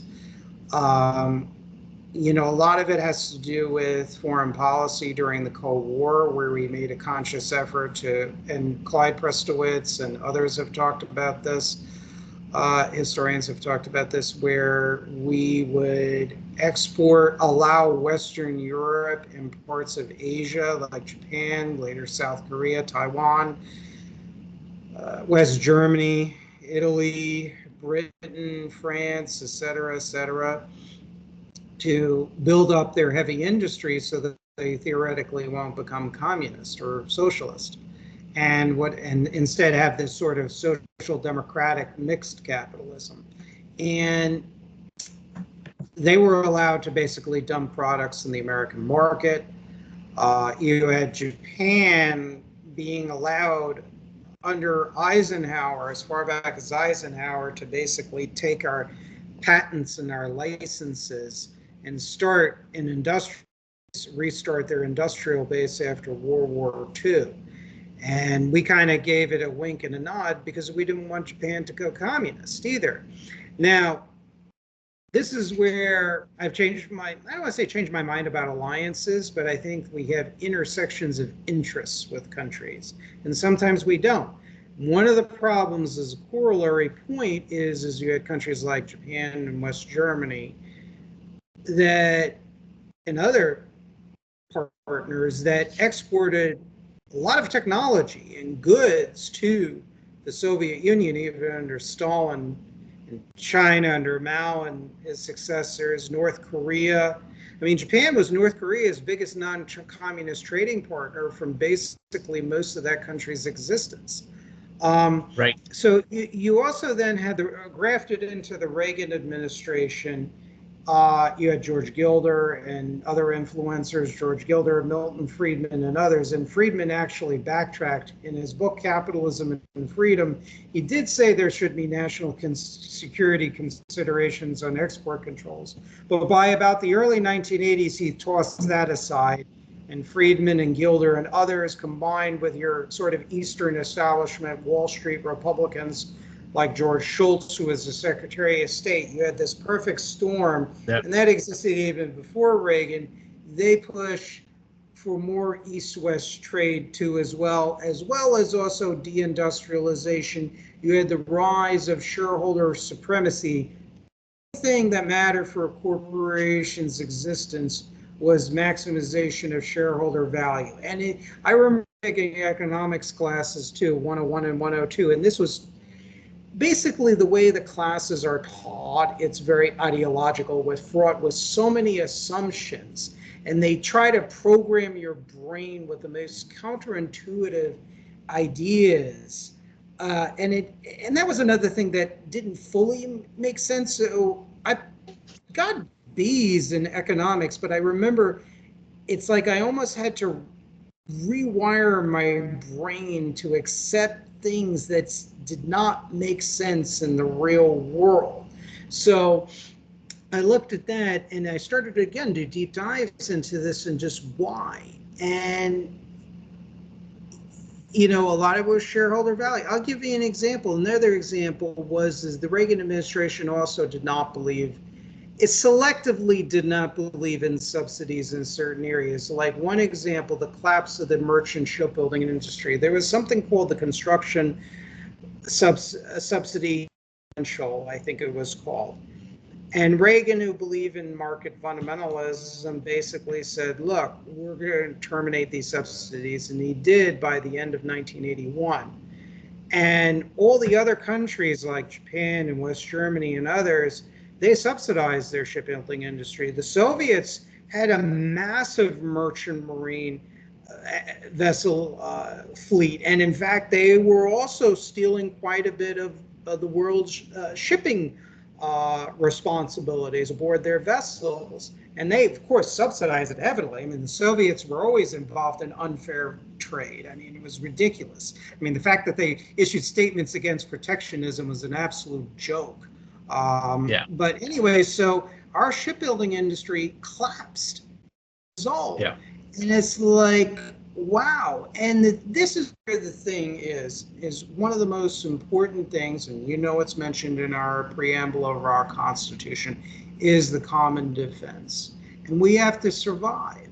And that's where I've kind of made my decisions, where to me, the longevity of the system of free enterprise or constitutional government, from my position, you have to take practical measures to ensure its longevity, because we live in a world where countries are either fighting for their own interests and they throw doctrine overboard, and then you have a country of enemies that at the end of the day wanted to destroy basically our way of life and our way of thinking.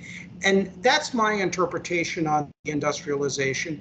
There are issues, as you pointed out in our phone conversation, that I give credence to, on permitting and regulation issues too as well. In New York City, which is where I'm from, you have the dredging permits of toxic sediment. There's such there's such dragging in the mud, so to speak, where businesses that require barge transport, they can't get the waterways dredged fast enough in order for them to cheaply transport goods by barge or by ship. So they have to rely on trucks to do that. And I understand you have to dispose of toxic sediment in an environmentally sound way and everything else. But you do have these governmental structures and rules that do needlessly delay things too. And there are other examples we can get into. There's a good book that talks about some of this called The Death of Common Sense. I think his name is Philip K. Howard. I haven't read. So we got to take that. It's okay. I don't mean to go on and on. It's okay. I think there's two general responses I would make to that. One is that I think the impact of inflation in the 70s and after is a lot bigger than we generally allow for.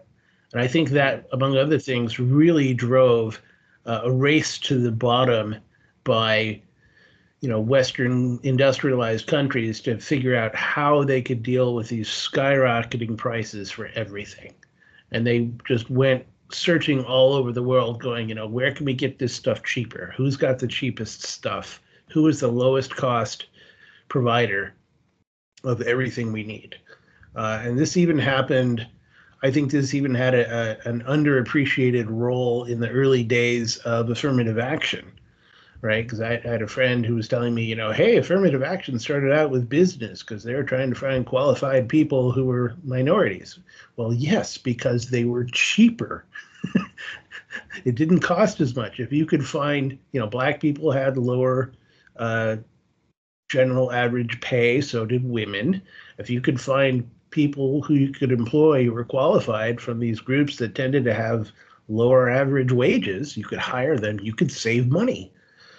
There was this huge push to do that. And it was part of, I think, our overall process of exporting our inflation to the rest of the world. And that's something that we really need to address. And the cumulative effect of that is huge. I actually calculated it a while back. So US GDP per capita in gold peaked in 1970.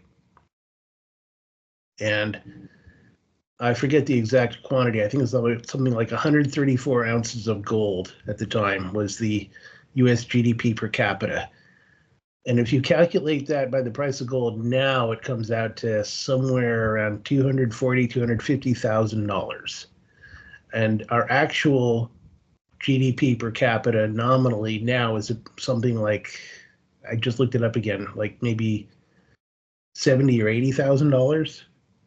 So we're poorer in real terms, in terms of gold, than we were in 1970. I was born in 1971. That means for my entire life, we've been getting poorer on average. That's horrible. And I don't see anybody out there really pointing this out and trying to do anything about it. Trump made some noises about perhaps going back in the gold standard. Well, I would be happy if that happened, but it didn't. And that's a huge factor here. The other factor that I think is one that you touched on is the role of environmental regulations in a lot of this. That's, I think, been killing U.S. industry way more than it has to. I think it's been getting used as an excuse to shut down industry here in the United States and replace it with something from overseas. We're getting, I've heard stories about, natural resources that are in like Utah or other places where they just say, oh, we're not going to develop that. We're going to make it a park. There's actually diamonds that you can mine in the U.S. in Arkansas. They made it into a state park. We're not mining those diamonds, developing them economically. You can go there. You can, find a few, teeny tiny little diamonds and pay for them. And, that was your fun for the day. But there's no industrial scale operation happening there. The other example I like to give for the chip industry, microchips, is the Superfund program. So when Silicon Valley decided to build a semiconductor chip industry, they decided that they didn't want to have smokestacks pumping smoke out into the air because it was, not pleasant and it was ugly. And they didn't want the public to be mad at them for having an unclean industry, dirty smokestack industry there. So they decided to dispose of their waste chemicals by injecting them into the ground, into these great big storage things in an earthquake zone. Yeah, I grew up there. It's an earthquake zone. There's earthquakes. A lot of those ended up getting declared Superfund sites after they were no longer owned by the companies that did the waste disposal. They became, like storage locker facilities or something like that. But the way the Superfund law was written, whoever the current owner of the property is liable for the full cost of the cleanup. And it has to get cleaned up to the point where it could be a residential neighborhood, not just some other kind of industrial use. And I think a lot of those chip manufacturers said, to heck with this, we're leaving. I've mentioned this in a talk I gave years ago about the premise of one of the James Bond movies that was made in the 80s, starring Roger Moore, was that the bad guy was going to trigger an earthquake that was going to destroy all the semiconductor factories in Silicon Valley. And he was getting funded by all these business guys from Asia who were going to take over at that point. And I said, we've basically done that without the earthquake. We did it with regulations instead, and taxes, and labor costs. Why would we want to do that to ourselves? It just makes no sense. Yeah, there's a lot of factors here. I emphasize, of course, the business decisions and the foreign policy, but there's another governmental aspect too as well. And I was involved with the local community board regarding port and industrial preservation of the Brooklyn waterfront. One of the things that you found in New York City, and it's a problem also down here in Florida, take a look at the Miami River area in Miami, Florida. There is the power of real estate developers who see the best profit in redeveloping industrial areas, including ones that are mistakenly called blighted industrial areas, and pushing industries out and using your local politicians, who of course they donate and they use a lot of pressure through lobbying and campaign contributions, and they use the Department of City Planning to gentrify and push out a lot of these industries.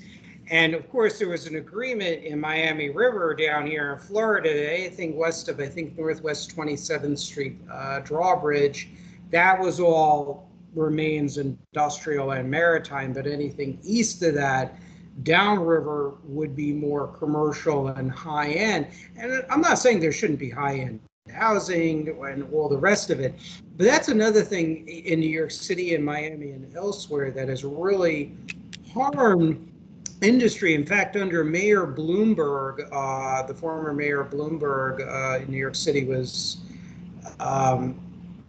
a huge pusher of gentrification and everything else. And this notion, really in both parties and in many intellectual currents, of the post-industrial society. And I remember that when I was younger, even in the 1980s, and that's something that the Reagan administration in some ways pushed to as well, this notion of a post-industrial society.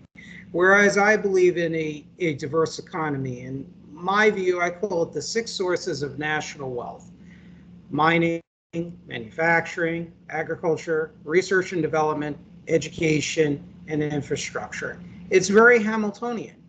It's very similar to the old American school of economics of Lincoln and Clay and Henry Carey. Yeah, well, I certainly would agree that we have to have all of those things. We can debate how much government needs to be involved in promoting them. I don't think we really need that much government promotion per se, but we certainly have not been either promoting them or even permitting them, allowing them anywhere near as much as we could.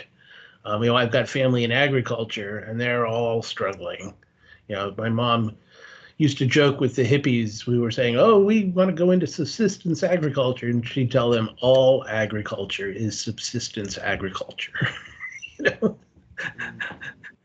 My family were all in dairy farms on my mom's side, and none of my aunts and uncles' children went into the dairy business. And that's all getting taken over there in upstate New York by the Amish. I don't know if I mentioned, you said you went to school in upstate New York. My family's from north of Syracuse. Oh, okay. Halfway between Syracuse and Watertown. Okay. It's actually Elise Stefanik's district. That's where they are. So, none of them went into the dairy business. A lot of them left. They're not even in the area anymore. They had to go elsewhere to make a living for themselves, even though they grew up, milking the cows and mowing the hay and baling it and all that. They had the skills, they had the life experience, but none of them followed their parents into it because they knew it was a dead end. And that's just not how it should be. There's no reason for that. You know, a lot of that was a result of our agricultural policies. You know, we were, paying farmers to simply produce more volume and not to get more efficient, you know, for decades. And then all of a sudden we said, oh, we're cutting off all your subsidies. And they went, what? You know, we've been doing what you want all our lives, and now you're telling us you're not going to support us anymore? You know, that's just not a reasonable way to have an agriculture sector of your economy. You know, it just, and so that's all getting taken over by the Amish because they have free labor, because it's all within the family, and they have a very low tech approach. So their capital expenditure is relatively low. You know, but again, it's like the agricultural equivalent of deindustrialization. They're de-technologizing agriculture. You know, they're going back to horses and buggies instead of tractors. It's a very sad state of affairs. I think there's a lot of overlap in our concerns. I think when it comes to government, I look and see what has worked in this country's history, and if it doesn't work, you discard it. If it works, have to study the, Anthony Horrigan, who, I don't know if you know the name, he was an economic nationalist. He was involved with an economist and intellectual and prolific author from the South. And he was involved as the head of the Southern States Industrial Council and later the U.S. Business and Industry Council. And he talked about the economists. And he said that, they have to act as reporters and visit businessmen. And was very protectionist, relatively free market when it came to domestic, and to a degree a staunch critic of unions. And he had legitimate concerns, I'll say, but I respected him. And he definitely was against the leverage buyouts. He felt that was a negative aspect of Reaganomics, and he sought to destroy the leverage buyouts, today known as private equity, destroying a lot of family businesses and communities in pursuit of basically debt-based financing. And I compare leverage buyouts or private equity, is popularly understood as kind of like chewing tobacco. You chew that tobacco, that tastes good, getting all that money and that out of it, and then when it outlives its usefulness, and then you just spit it right out. That certainly happens. There's scenarios I read about. I think it was Romney actually doing that to Kmart and Toys R Us. And the really bizarre thing about that is that his team would come in and take over the management, but they would charge the corporations for their management services these outrageous fees, run up their debt enormously, and then declare bankruptcy. And meanwhile, they pocketed all the fees that they got. They didn't go bankrupt. I mean, again, how is this supposed to be efficient and productive and good for our economy? I don't get it. The one thing I would suggest I'm more inclined to go along with is the approach that they took in New Zealand when they abolished all of their protectionism in New Zealand in the 80s. They had a socialist, actually, Labour Party guy, Sir Roger Douglas, who became prime minister, and he just concluded, it's taking all of our tax revenue just to pay the interest on our debt, and the debt's going up, and we're not going to be able to make the interest payments anymore. So we have to just get rid of all of our protectionism. And New Zealand, I think it still is, majority agriculture. And all the farmers said, hey, you can't do this to us. And I said, well, sorry, we have to. There's no alternative. So the farmers said, okay, in that case, you have to get rid of every single barrier there is to us getting our agricultural goods to market as an export. And they did. They got rid of every regulation that was stopping that from happening, every tax that was stopping it, every permitting problem, whatever. And New Zealand started doing much better economically. So that's the sort of direction I would be inclined to go in. I'm not a total purist about these kinds of things. I think we need to have a mixture of policies. I don't know exactly what that right mixture is. But I would certainly want us, as a first resort, I'd want us to do that as much as possible. I'm more of a mixture person. I like to look at what works and what doesn't. But quoting James Burnham, I mean, I tend to presume more towards as much as possible a free market and private enterprise, despite my very strong criticisms of Reaganomics. And that's why I also like, as long as they're led by what Russell Kirk refers to as genuinely educated people who understand the role and need private investment and private property, genuinely educated business leaders and trade union leaders and whatnot. Because I like unions when they're properly led and led by good people of good faith. It's a private organization, and people as private parties of hopefully equal power can meet on a more localized or industry-wide level and talk. Because one of the biggest problems I would have in audience who are more on the left, if you want to correct me, feel free to comment on this. I have an open mind on either side. But one of the problems with rent control is a one-size-fits-all approach, because not all landlords are equal. You have mom and pop operations, like my girlfriend, for example, because we have conversations about this. She's a very ethical woman. But then you also have the corporate landlords, which might be a different point.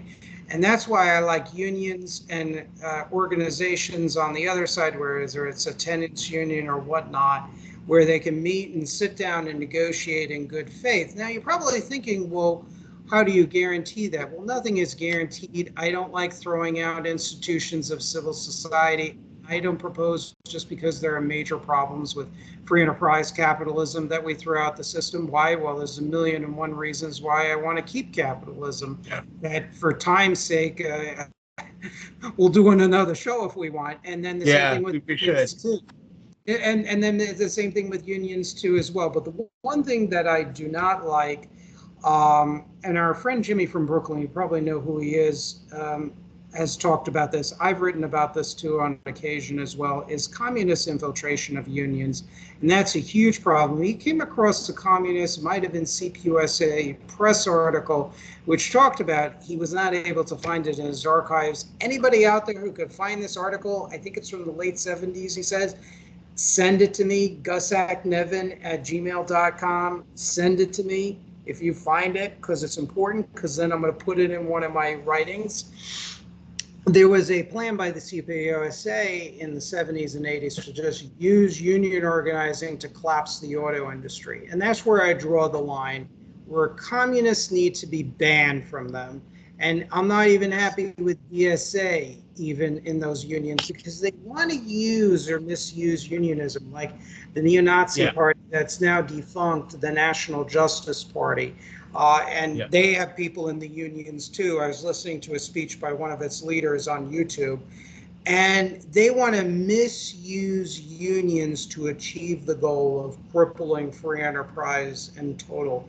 And I totally disagree with that strenuously. And people like that, these private organizations really should ban them. And there are certain industries where I'm not convinced that there should be unions. For example, I was reading in preparation for my article, I don't know if you knew this, in the government-owned tank factory in Lima, Ohio, that plant is unionized with the UAW. My concern is that could be used in wartime as a communist could infiltrate it, and then you get where I'm going with this, because there's precedent. Yeah, that was a problem in World War II, even before the Nazi invasion of the Soviet Union. They had to deal with strikes in war production. Yeah, I think that's a great topic for another session, because my wife's probably starting to forget what I look like. This is like the Porkopolis economics interview, which is like 2 hours. And I have a great story I can tell you about how even I think public sector unions can play a positive role also. But it'll take a while, and I think we better reserve that for another time. I have experience with that too, actually. And, I think this has been a fascinating discussion. I hope you're able and willing to come back. I would love to. You're really, and I'm glad I spoke about you well to the other, to our other colleagues, because you need to really be out there. Thank you. on YouTube. I sincerely mean that. And I appreciate you coming on the show, you being accessible. I think maybe we might have to have you on more often, semi-regular guests. There's a lot of people. And, you know, this is making me, I'm going to be honest and humble here. And guys in the audience, don't throw the tomatoes at me, but sometimes we've got to be truthful and honest. But, you know, I'm going to have to revise my take on aspects of libertarianism. I think I called in my piece on radical civic nationalism that in long-term alliances, we have to be leery because there's so many chasms. And I can talk about more in another show, my experience with a lot of the free market crowd.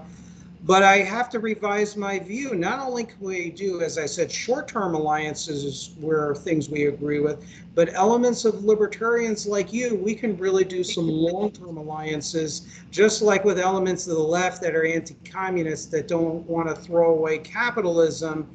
We can potentially invite them as long as they're for real and not faking it, because I do have stories, you know. Yes. And I'd like to see a coalition, a true America First coalition of people with maybe slightly different ideas or even varying ideas come together on common goals. And I'm sorry I'm long-winded. I'm very passionate. That's okay. I know what you mean, and I feel very similarly. So I would like to see that happen also. And if I can contribute in any way, I'm happy to do that. You know, I'm happy that all the reading I've been doing is finally starting to pay off, and that you feel like I have something valuable to contribute. So thank you very much for that.